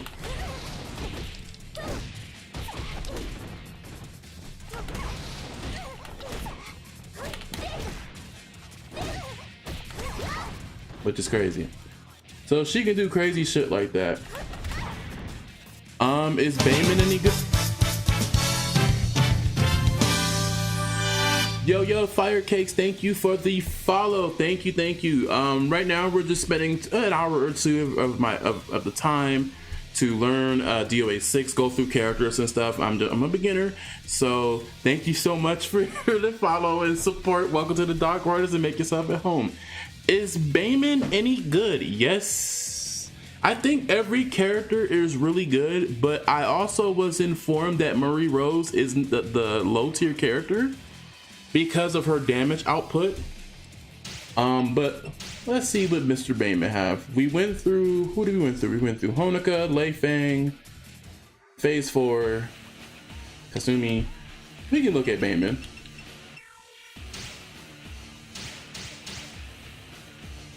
So Bayman is mad cool. He's a command grab character himself. He has really good mix up strings. He has really good chain grabs as well. So basically you can, it's pretty much set in play. If you can get a setup to where you throw this out and you grab him for free, follow it up. If you know the throw string, which I'm not really familiar with his string, you can do big damage. So he has this. You can literally kill somebody with this. So forward throws in Universal are really good because you can stop the character's momentum. So if they're just blocking, if they don't throw tech, you get damage. So the crazy thing about it, even if they press a button, right? If they press a button or even throw out a defensive hold because they think that you're going to throw a button out, right?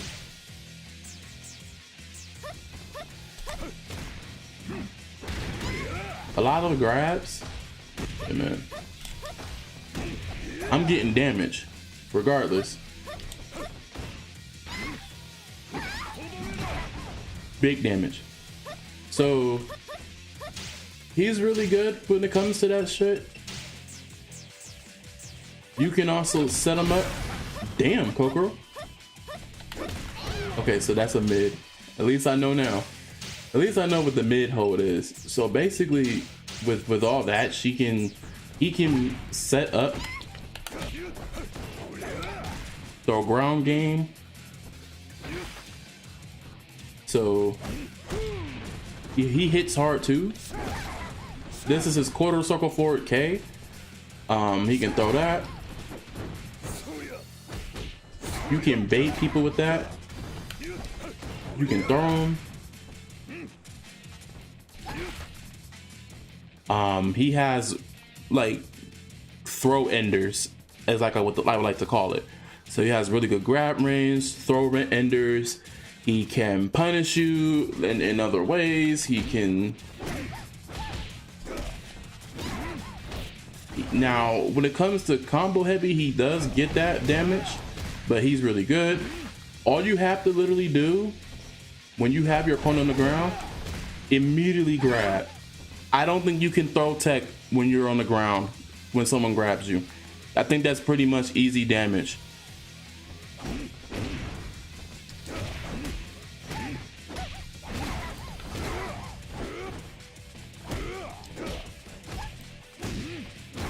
So he has a lot of that. He can do that.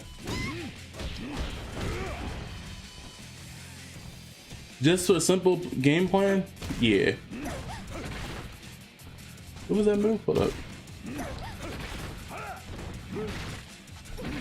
Yeah, he's a character that excels pretty well in the whole like throw game. He does really good damage combo wise. His combos can be somewhat extensive in my opinion, but it just depends on how you want to play him. But he does have big hitting moves. He has a back turn.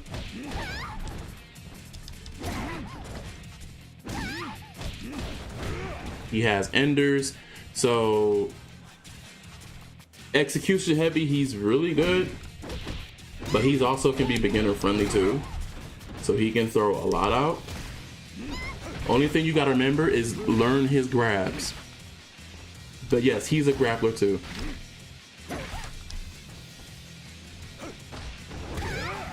He even has, the cool thing about Bayman too, he has a low grab. So if your opponent is crouching, if you hold down forward, tap him twice and then the throw, you can get him with that. So Bayman has answers to punish you with his grabs. So he's definitely a grappler for sure. He does really good punishes, and his execution is good. So that's Bayman.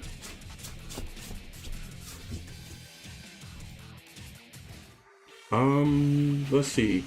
Oh, Kokoro. So Kokoro, mind you, side note, this is definitely one of my favorite skins for Kokoro. I just like this color.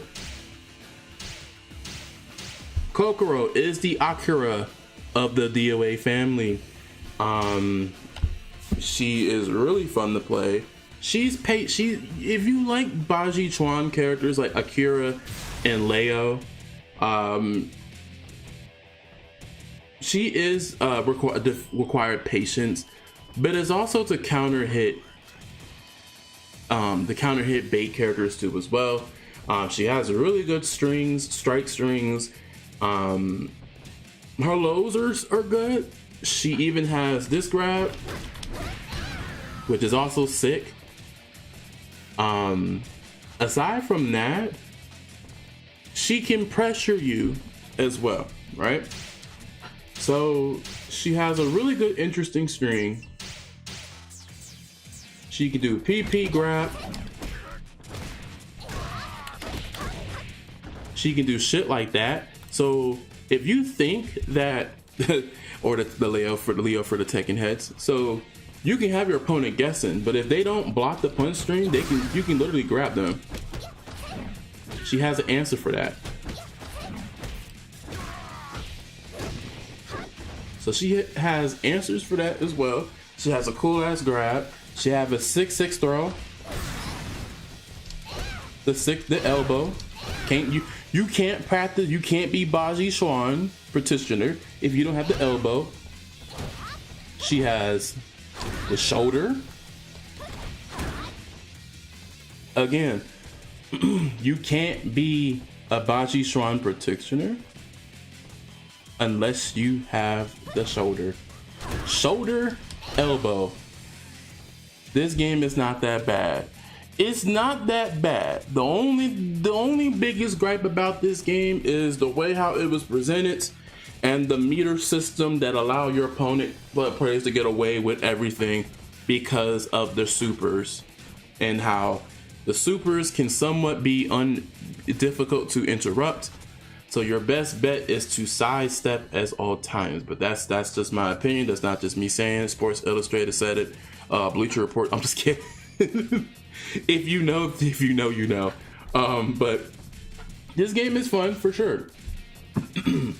So Kokoro has a really great launcher. Back P plus K. She has stances, so she can do 4 P plus K. She can do that.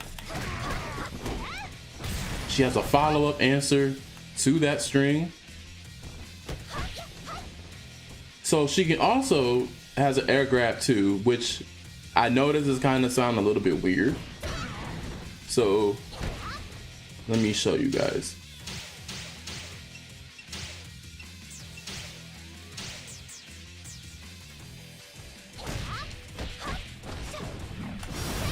She can do shit like that. So imagine she got hard hitting strings too, like 2 hitter strings. This one is really good.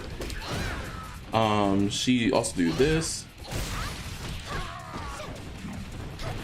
She has a lot of good setups and stuff to get in. She do play patient, so 6p definitely a great tool to use to get off me. To also to change the flow of the match too as well. This is her Sabaki. It does have knockdown on the wall, but this is the cool stuff that she has. So this is a Sabaki. So if an opponent throws a punch out, if you know Sabaki parries like I do, punishment time. They all the same move from DOA 5, but they're all different though. Yes, so they're all the same moves from DOA 5, different properties now. Especially that move. So she had this move extended from 4 to 5. Let's see.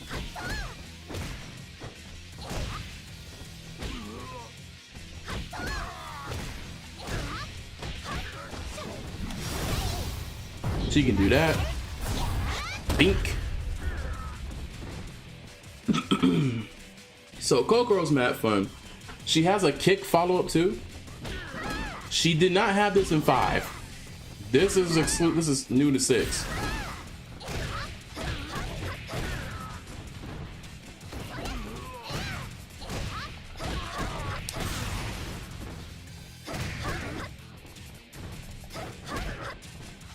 So she has that follow-up. She still have her strings.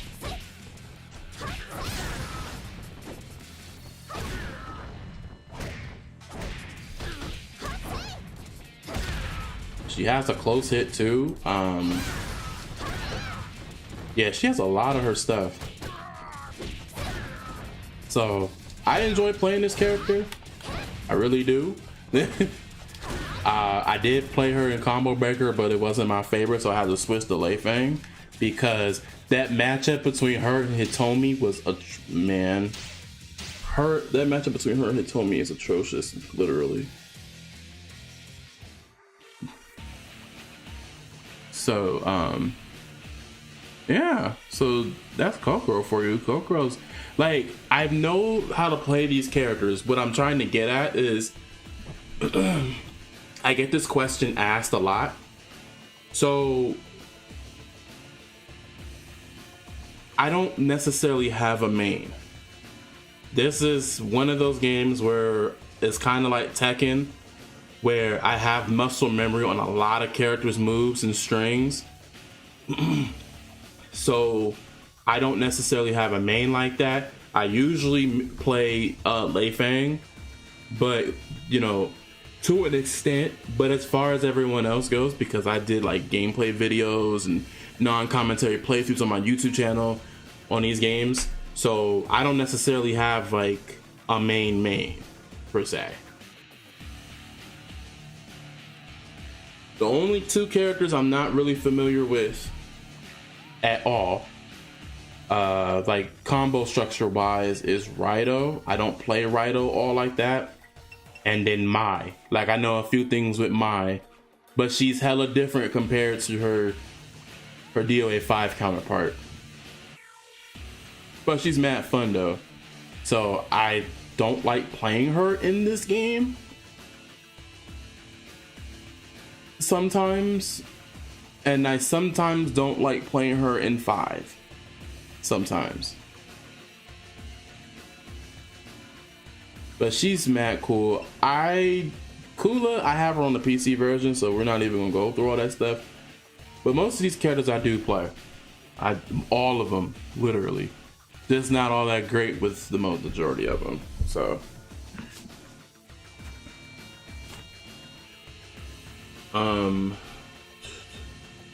Oh yeah, let's talk about Marie Rose.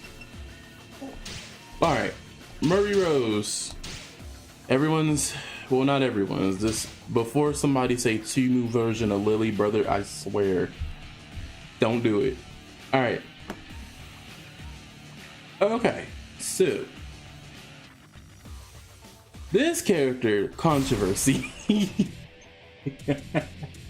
This character is controversy all freaking over. Controversy. So the reason why she is low tier, and this is going off by what most people have been saying it and whatnot. The problem with Marie is a very, very fun character. And DOA 5 Last Round, whether you like her or not, you know, she cemented herself as one of the fun characters. She has a lot of cool stuff. She has strings. She has stances. She has a lot of cool things and whatnot. She has mix-up city. A lot of mix-ups and stuff for this character. She even has her own high expert holds, which let's go ahead and have him strike. She has her own high expert holds. So she's pretty much like Lei Fang a little bit.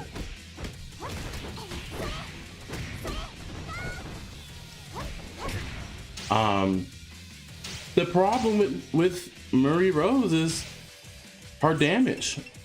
She is one of the characters that got a damage nerf.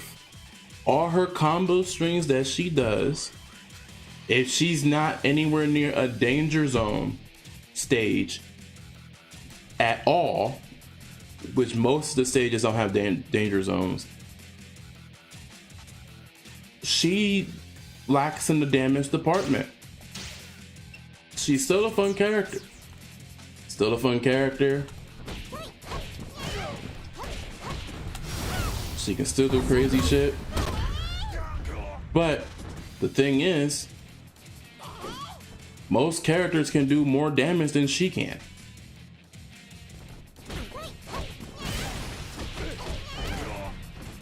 That simple string alone, someone else can do that string with a little bit more damage. She got definitely nerfed because in 5 Last Round, she was hella good.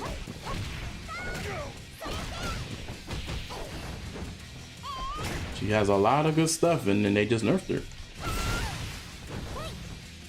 She has a lot of tools that will put her in her BT stance. She's another character with BTs. The problem is she doesn't have great damage. So it's an interaction issue. She needs to win more interactions to win more with effort than anyone. Yes. So basically, what I'm trying to say is, Marie Rose can be a really good character. You have to put more work and more interaction. So like, if she's near any interactables, like how I just hit Bayman into a wall, I got easy damage for the wall combo. However, if that combo alone,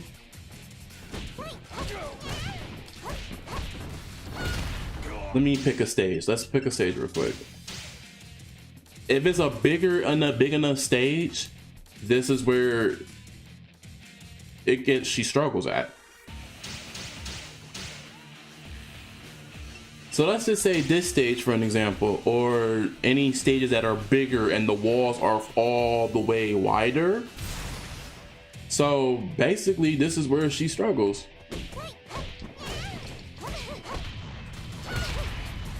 We're not even near the wall to get any damage, to get that extra damage.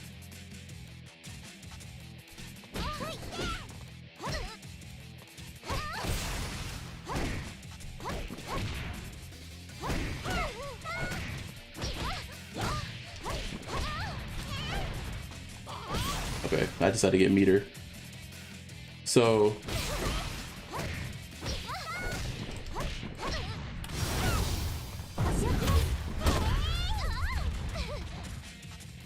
she can get somewhat damage if she has break super meter, but if she don't have meter, that's where she struggles at. She has a great KK string. That's a good one. This string, she has a really good string for that one. You see the damage off of that? This string is inconsistent.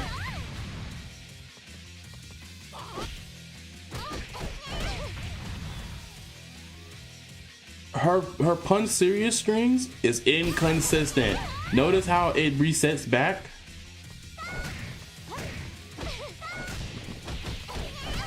You have to literally use that string as a combo to get the optimal damage from off of that.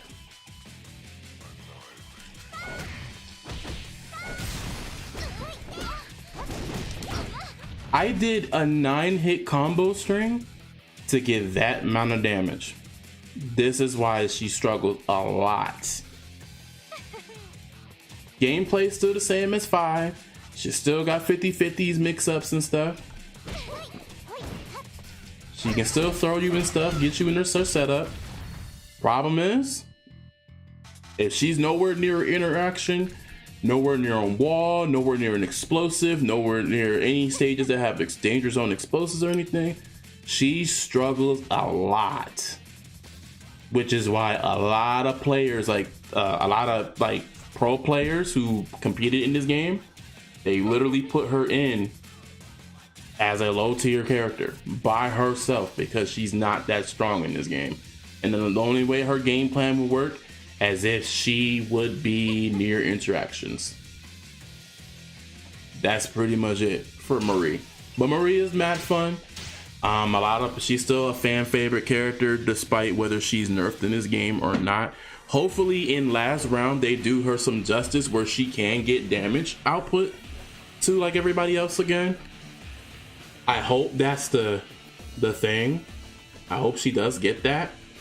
Another cool thing I would like for them to do as well is I need for them, when it comes to the bar meter, if you were to use break hold or to sidestep and counterattack using meter, it takes 1 full bar. So hopefully they can do that. I know Beely, shout outs to Beely 101. He was talking about this on his stream. He's a really good Kasumi practitioner. He plays Kasumi very, very well. Shout outs to him. But yeah, if he doesn't have, Marie just struggles a lot in that department.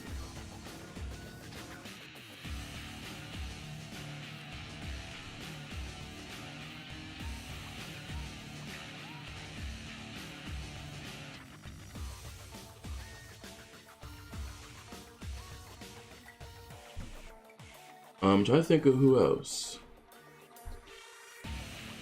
We talked about almost everybody, almost.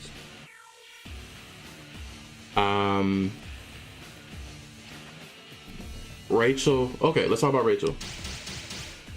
So Rachel is another character too as well, where she can. What can she do? She can do setup damages too as well. She can do setup attacks, just like Bayman and some grapplers. So she's mad fun as well. She's definitely a heavy hitter. That move, this is her KK. Whole pushback, even on. Let's just have her block, right?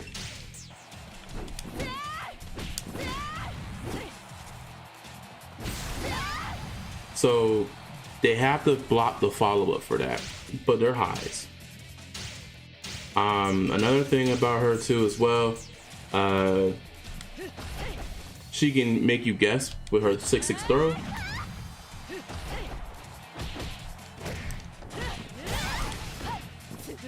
Air grab that bounced them off the ground, and she can start her combo all up over again.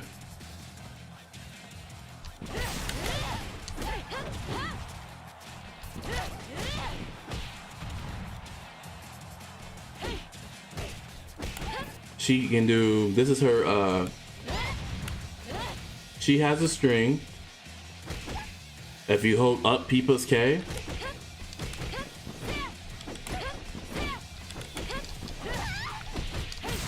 she can do shit like that where she can have you guess.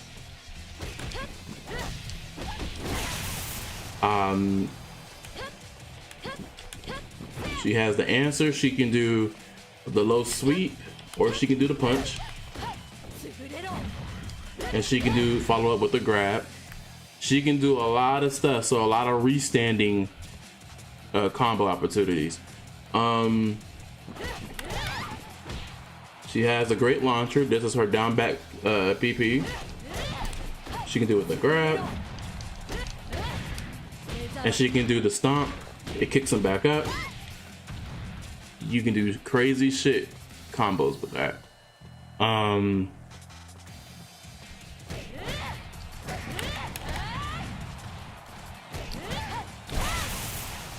She also has another ender too. 1 second. She can do that. She has an immediate grab after that.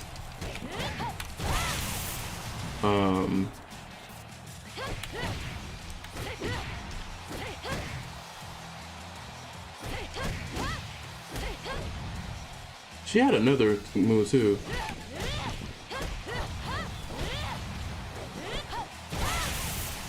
Let's see. She has Death Fist. This shit hurts. This is her close hit. That shit hurts for that chunk of damage.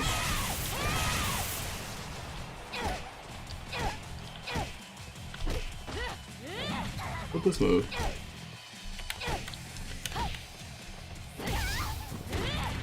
Oh, she has this. This is the ghetto kick. This is also Mila's kick.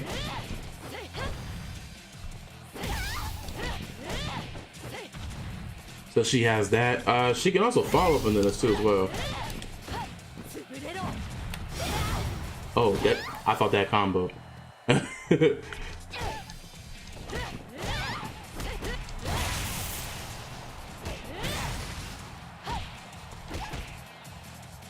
What else does she have? She has a perfect roundhouse. This tracks. This is her H plus K. This shit tracks a lot.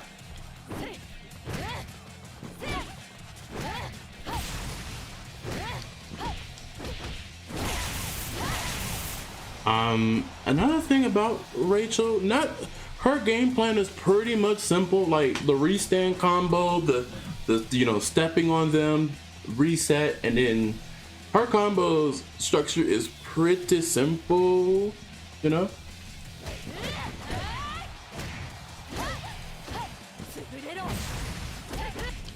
She can do big damage.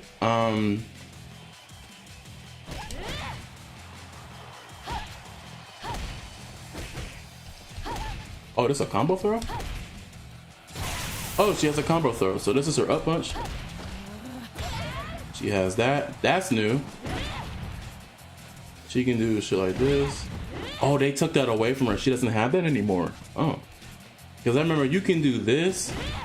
And then with Death Fist. She doesn't have that anymore. They took that away. That's pretty crazy. What else does she have? I don't think she has anything else. She has that. Let me check her move list real quick, because she got changed through a lot too. Wait, what's this one? Yep. She has a thought follow-up for that move. She had another move too that I've seen. Let's see. Was it that one?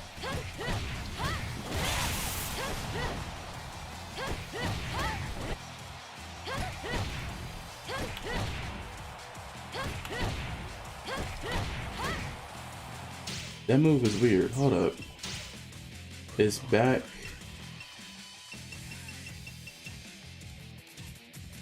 Oh, okay.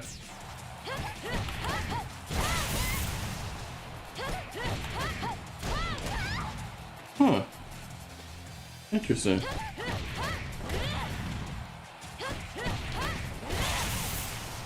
Learn something new every day.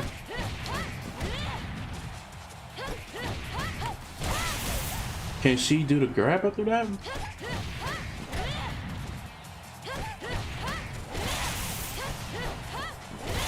I don't think she can. Nope, she cannot. So then what's her bound combo then?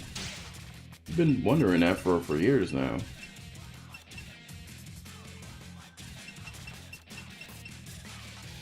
Wait, what's this move? Oh, she has this.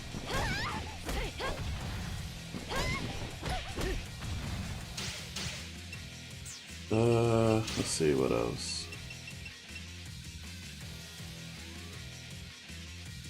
Hey, Fire Cakes, thank you so much. I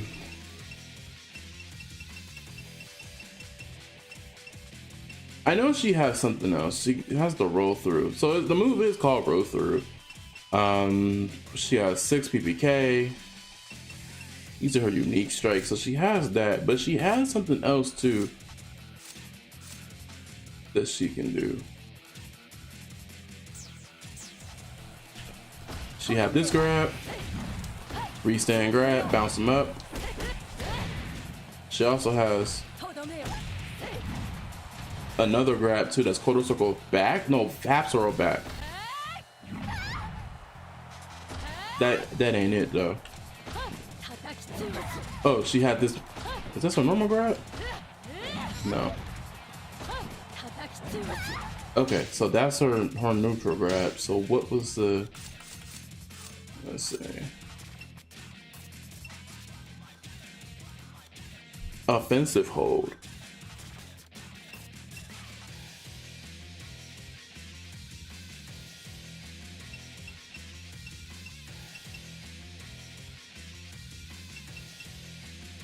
What the fuck is that? Is that half circle back? Yeah, it's half circle back. Is it a launcher maybe?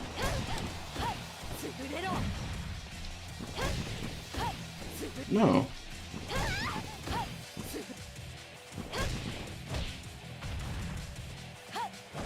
Here it is.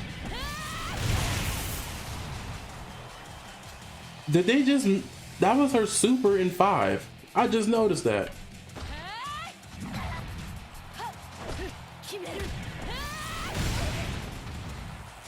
That's crazy.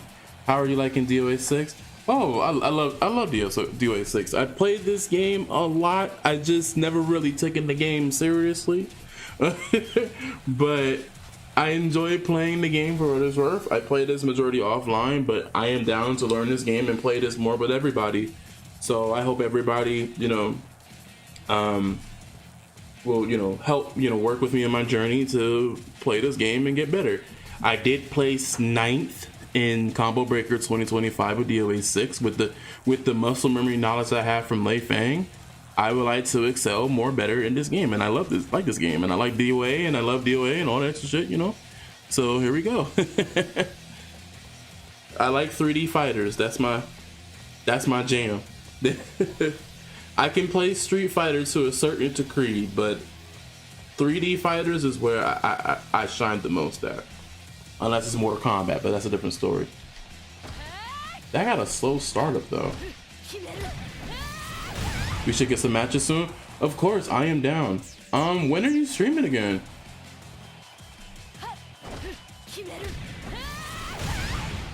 That has to be the slowest command grab I ever. Oh, it's a charge. Hold up. Oh. You can charge it, and then that makes sense. Damn, that's a lot of damage though. That's pretty cool. Yeah, I am down to make as much DOA content as I can with everyone, and I hope that everyone joins me on this journey to get to play this game and get good. Now, I do play Tekken 8 and stuff. I think I am content to where I'm at with being the Bushin rank in Tekken 8. I don't think I can play anymore in Tekken 8. Not until the new season come out. When the new season come out, I'll check and see what it's all about. But I don't think I'm gonna get the Tekken King and lose brain cells and get stressed, because it was stressful enough to get the Bushin.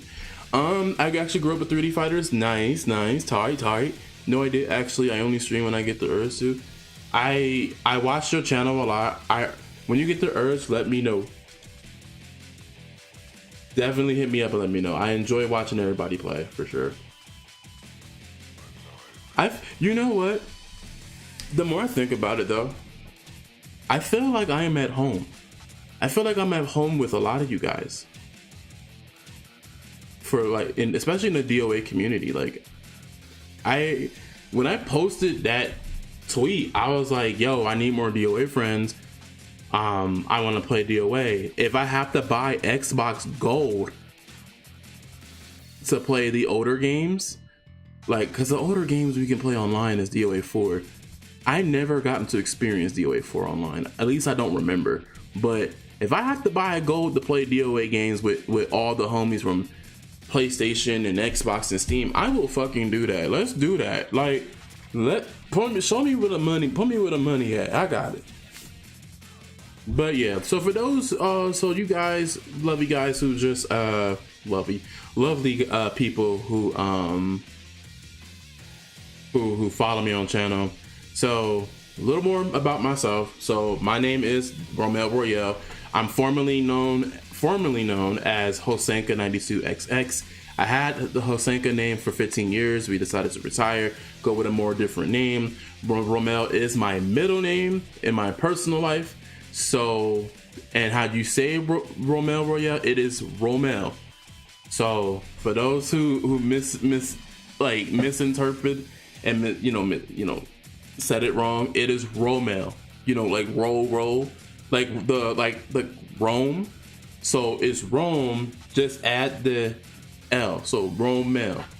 So that's how you say Romel. Romel is my middle name, and a lot more about Romel is that Romel also plays fighting games, single player games where we like JRPGs, Resident Evil. We streamed Resident Evil 4 Remake about not too long ago. I also play team-based shooters, so if I got some Fortnite fans in the house, I got Fortnite. I got Marvel Rivals. We're slowly learning Overwatch again, and Dead by Daylight as well. So all my party people that like to play party, like PvP games and stuff like that, if y'all need a third or a fourth person, please invite me. I play Fortnite like it's nobody's business, but I do play other games. And it's very lit. I do have a YouTube channel. I post a lot of, now about the YouTube channel. So the YouTube channel, I post a lot of, I do stream on there as well. I also post non-commentary fighting game playthroughs. So anything you can name, like DOA 2 through 5 through 6, there's some playlists of that. There's also Tekken, for older Tekken games, Soul Calibur, Street Fighter games. A lot of those are on the channel. I do post my ranked matches and stuff from like Tekken or other games in there. Aside from that, and I also have single player games where like on there too, especially with my commentary. So we're expanding. We're really expanding over here. And I do enjoy making new friends and keep this, the chat popping. You feel me? Like, shit, it's lit. So let's see. It's going on 4:30 my time over here. So let's see. We can go over a couple more characters, and then I'm gonna end the stream and eat dinner because it is getting, it's about that dinner time, and I don't really want to eat late. So let's see. We went through almost everybody. So to be honest, chat, if you can exclude Mai and Kula overall, this is the character roster with the upcoming 5 new characters that are coming to DOA 6 last round. The only thing is missing is the 2 KOF characters, and that's pretty much it. I feel really bad for everyone who made those characters. But hey, I mean, licensing, Someone else's shit is crazy.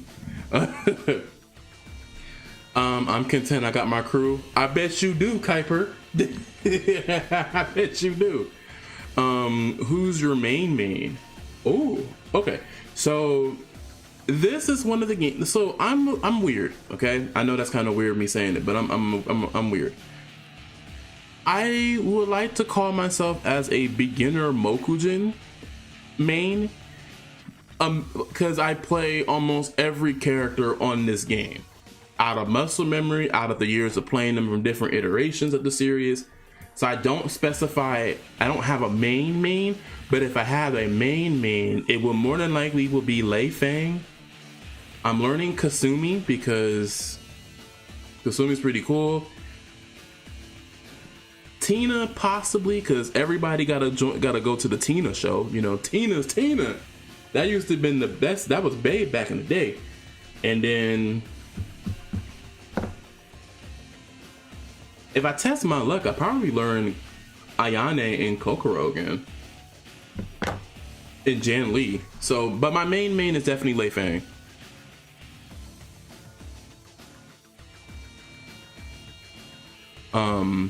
But yeah, that's not bad, to be honest. It helps with memorization. Yes, that's how I was able to know and showcase like moves and stuff for most characters, because I just remember playing them through so many games. Like I have almost the entire collection of Dead or Alive franchise at my home. So during my spare time, if I'm making videos, or I'm not making videos, if I'm bored, I'll just play the game and learn them. So yeah. Try to think what else. Because we got 25 minutes, so we got 25 minutes. I'm gonna try to see what else I can talk about. So, I'm not okay. I lied. So I'm not really familiar with the new Elliot in this game, because he has Genfu's moves, which he has some strings that transitions into Genfu's bear stance, and I have no idea how that works. that's one of them. I'm not familiar with Rig. He's from Canada? I didn't know Rig was from Canada. Huh, the more you know. I guess I didn't really read their fight cards and stuff. I didn't know he was Canadian. That's pretty cool. Christy. This is my homie Osnick's character. He plays the fuck out of her. If you want information on how to play her, he got you down pat. Are you playing in TNS? Yes, I am. I'm going to participate. It's my first time going after some people like you should do it, man. You should just go, I'm like, all right. I guess I'll go. Jan Lee is pretty cool. He's fun. Momi, he told me he's fun too. All the characters are fun in their play style. Elena, I just like the fact that she has she's. Let me just show you. First of all, I don't mind the black, but blue is my favorite color, along with purple. So let's talk about her real quick, and then I'm gonna talk about Tina, and then that should be it for today. But yeah, I'm participating in TNS. It's gonna be fun. Definitely a fun time. I don't know if I want to stream that though, because I don't want nobody to think I'm a fraud. Tee. Yeah. He was like, huh? So the cool thing about Elena here, or Helena, or however you want to say it, because there's different ways you can say her name. The main core aspect, she has fast pokes. She can go into this. If you're familiar with this type of stance, if you think it's Xiaoyu's AOP, you can think of it that way. Their fighting style, both hers and Xiaoyu's and Pai's fighting style are Pei Hua Tuan, which that allows them to get in this type of fighting style, like the stance here. So she gets in this, she gets her mix-ups. I like Elena more in DOA 6 than 5 because what they changed to her. Okay. I fuck with this character heavily too. It's the anime stance. Stop.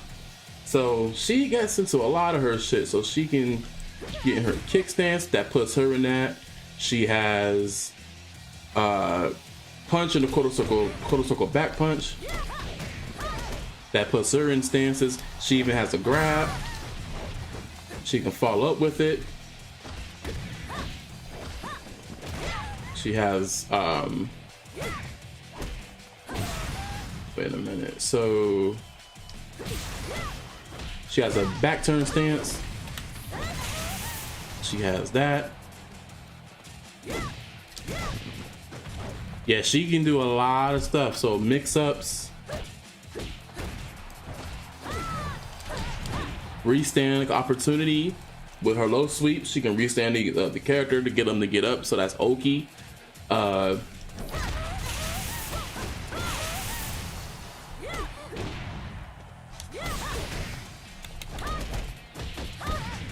Yeah, she has a lot.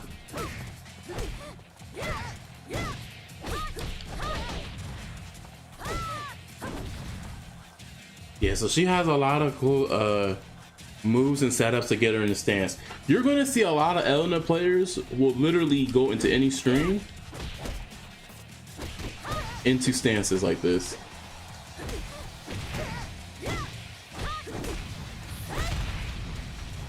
Abby, what's good, bro? How you doing? We're just taking the day out of our time to understand the characters and learning DOA 6 and whatnot and all that was happening.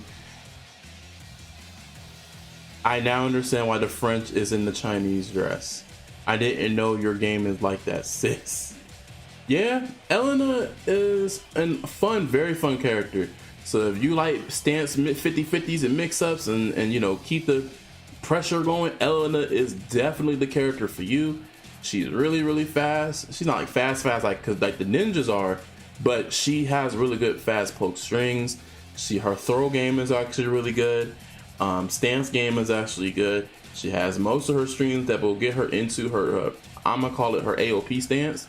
So she gets into that stance. A lot of stuff that she can actually do.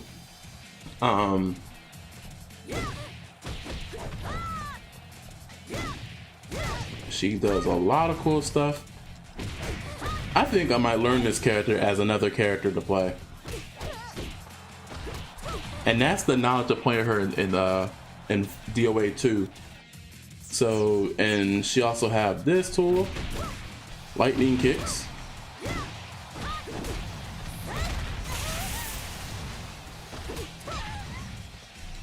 She has her 4/4, her 6/6 throw grab. And she got a lot of cool stuff. For only one stance character. She only has one stance. Not one stance character, but she only has one stance. So that's pretty much to incorporate, you know, so. And she has her back turn. So she has back turn stuff. Most characters have back turn moves, but the majority of the time that crown belongs to the ninjas, Ayane included. So Elena's really good for that.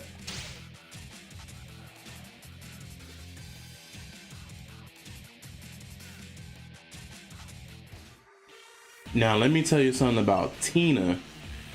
Tina is hella strong in this game. She is strong as shit. She's even stronger than her dad over here. Her dad, like her and her dad is equal in strength, but Tina takes it a cake because of her mobility. He's a heavy hitter, but she takes the cake a lot more. Like it's insane the amount of damage that she can do. She has a throw setup game too as well. So, you know, she can hit him on the ground. She can do like a ground throw. She has accessible ground throws like Bayman does. Bass can do that. Bass can do that too, but he does like a restand grab.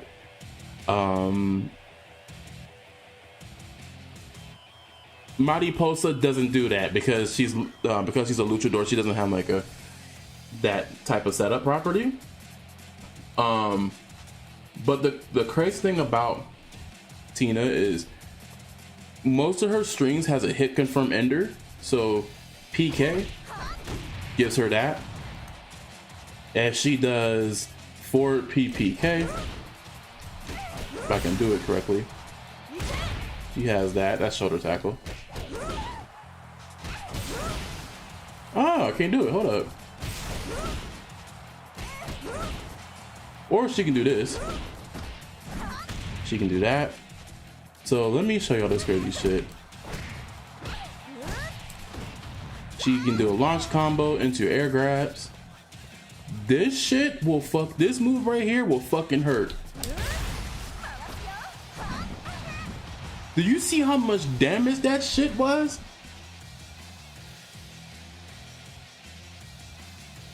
That shit hurts. Like, get somebody in a counter. Close hit. Bink.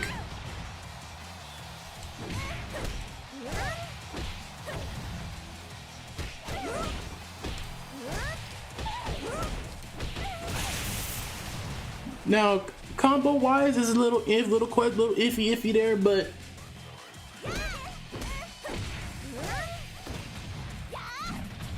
she can do a lot.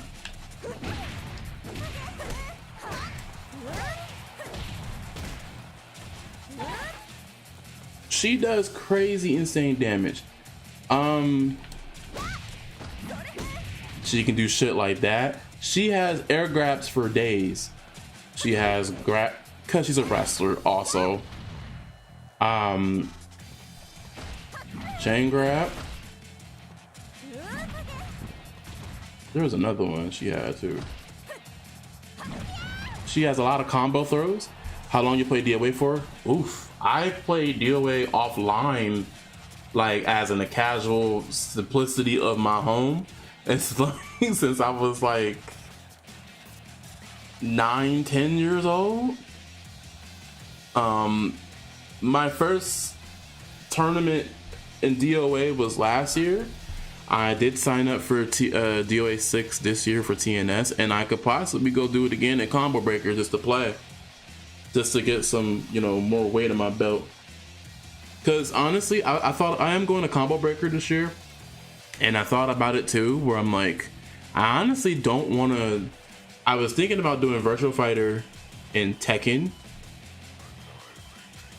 As much as I love Tekken 8, I don't love Tekken 8. I tolerate Tekken 8. Let me rephrase that. Let me reword it. I can tolerate Tekken 8 to a certain degree, but it's like I don't feel confident in playing it. Now, I did compete in Tekken 7 several times in my career. I placed not that great. I mean, high, but not like high, like top 8 type shit. Like not like that, but I did really good placings. But Tekken 8, I don't think I can really compete in that. I don't think I can do it. That requires a lot of willpower and strength. Like my Asuka has to be super duper. I have to be super duper strong to play that game. And I feel like in the direction where it is right now, I'm like I'm not really strong for that. I can't even reach Tekken King with the characters that I play. So it's just Virtual Fighter. I played 63rd place out of like I think like 200 people. I could be wrong. I did really good. I played Sarah through the entire whole longevity. I played Sarah. I used to main L-Blaze in Sarah, but then my L-Blaze wasn't really that great, and I just picked a simple character, so I picked Sarah. I got far with Sarah because I played her a lot in Virtua Fighter 5, and then also in DOA 5 as well. So a lot of her strings are muscle memory because the majority of her strings in DOA and Virtua Fighter incorporate in DOA 5. So that's why I was able to play that character with fucking ease. And now I main Lao Chan. But if I need to bring out the Sarah again, I fucking will. The fuck. But yeah. So I haven't played DOA. I played it. I got offline for years, but I never really. We don't over here in Ohio, we don't have like a really like. We don't really even have like people playing this game. It's just me and my homeboys. Last I competed in DOA was in 5 in August. I had only been playing the game for a week and got second. Diva, you need to come back. Step in the ring. Step in the ring again. I need to see something. Oh wait, after the ground throw.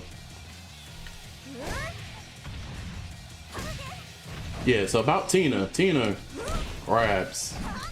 Real grabs. Oh wait, what was it? Oh, I remember now. Hold up. She even have.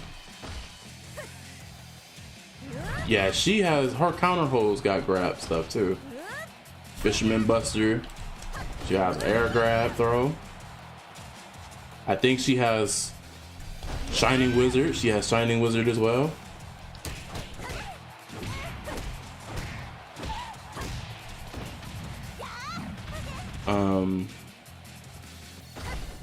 Oh, this move, that grab, this grab is another move she got.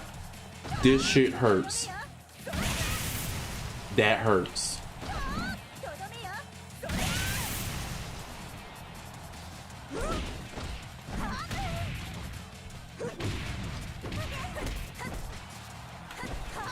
She has a quick roll.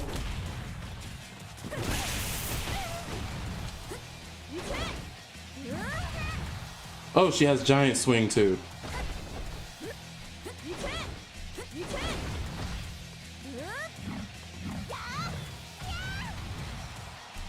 Running hip attack. She can cancel her back people's K by holding the hold button. She can do crazy shit like that. That's crazy.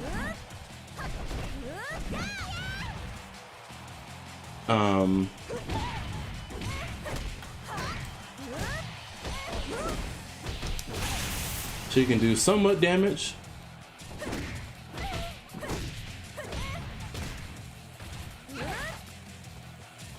And then let's see. I don't know her bound combo, so I'm gonna do her combo challenges later on in the evening, so I remember what they are. Let me snooze because the ad about to start, but we're just gonna snooze that real quick. She has this.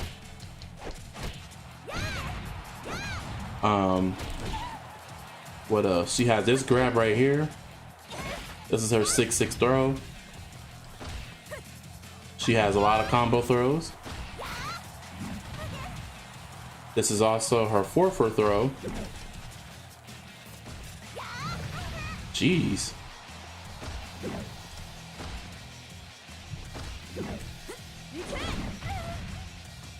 I wonder if you can follow up with that.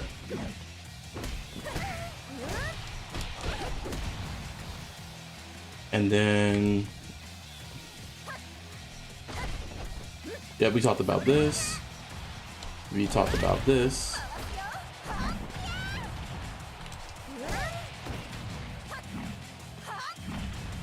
And then what else? That move too. Oh wait, I can't do that. That's not DOA 5.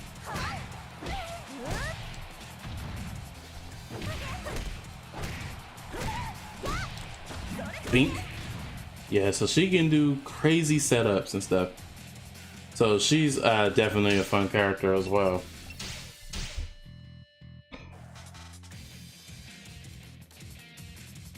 So everybody got their set characters. So let's see, it's 4:51. So we might as well, let's see. We might as well go ahead and I'll tell you guys about the rest of the streaming week for this week. Okay. All right. So here's what's going to happen throughout the rest of the week, starting tomorrow, moving forward. So tomorrow, according to my schedule, in my schedule, in my swamp. I'm kidding. So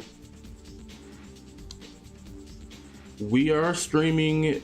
Did I not post it? Yes, no, I didn't. Yes, I did. It's on my phone. It's on my phone. Hold on, chat.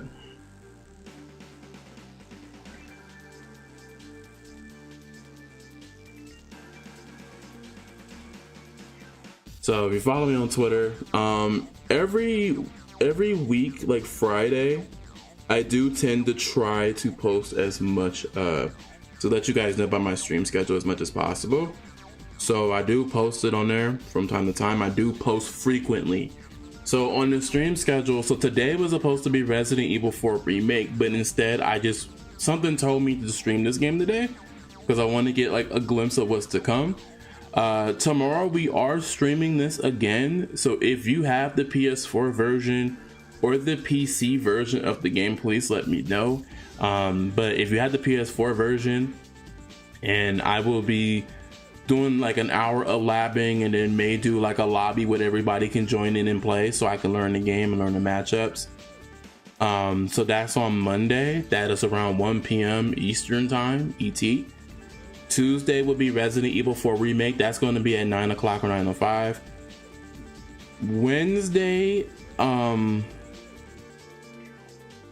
Wednesday will be that's going to be a day I might take off, so I'm gonna cancel that Wednesday, so take a break. Thursday night will be DOA 6. It might be DOA 6 PC version, just to play some matches and stuff with some people, try to get a glimpse of what's what. And then Fridays and Saturdays I don't stream. Sunday I don't know if I want to stream my matches in TNS, but I probably would just play it casual, naturally, and just go from there. So that's what's going on throughout the week. And please, like, everyone can join. I'm still learning the game, so hopefully I'll be able to learn the game from you guys and go from there moving forward. This game is lit, it's fun, and this is oh Lord, what's this? And definitely we'll get that shit popping. Big Dame. Well, it's the new. Yes, it is. It is I. We recently just we were going through the roster today. We was going through the roster, and hold on a second. Snooze, please. We were going through the roster today, going through the characters, etc., talking about DOA 6 last round and DOA 7, and we were just going through characters and whatnot on PlayStation. This is we're playing the PS4 version. I will definitely get money to renew my gold status in Xbox Live eventually, because I got some friends on there that plays there on as well. But before I end the stream, before we do all that, right, I'm gonna give you guys my gamer tag so that y'all know what's what. I did post it on Twitter, but in case if you don't know, this is my PlayStation tag.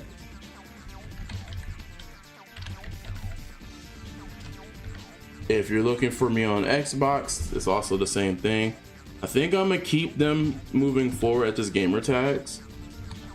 And then my Steam, if you're looking for me on Steam, I got you. I'm gonna put my friend code on Steam, it's easier that way so both folks can find me.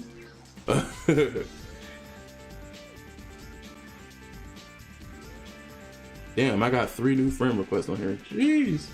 She actually, you know what? I got y'all. So this is my gamer tag. Feel free to add me. Feel free to do whatever is what. I will do my best interest to accept everyone's friend request. And hopefully to see you guys in the ring.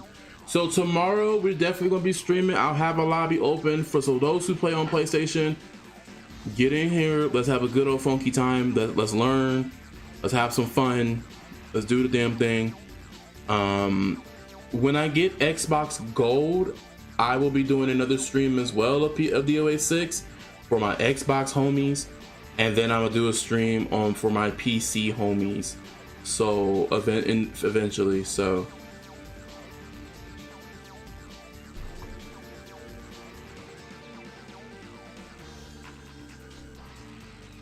yeah, please feel free and hit me up.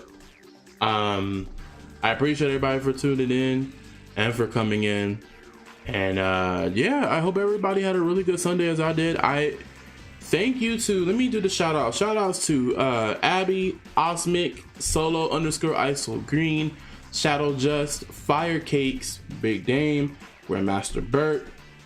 Thank y'all for the follows and coming in. MF _ Diva is always a blessing and not blessing, but always a pleasure of having you around and, you know, kicking it with your boy. Same thing with Laugh. Always a pleasure having Laugh around. Who else? I ain't missed nobody. Oh, hold on. Kuiper, thank you for tuning in as always. You're always welcome. Everybody's always welcome to come kick it with your favorite neighborhood crunk uncle. That is me, Romel. I appreciate everybody. Thank y'all so much for tuning in. I don't usually like to end streams like that, but I will send y'all to someone. Let's raid. It is time for the raid.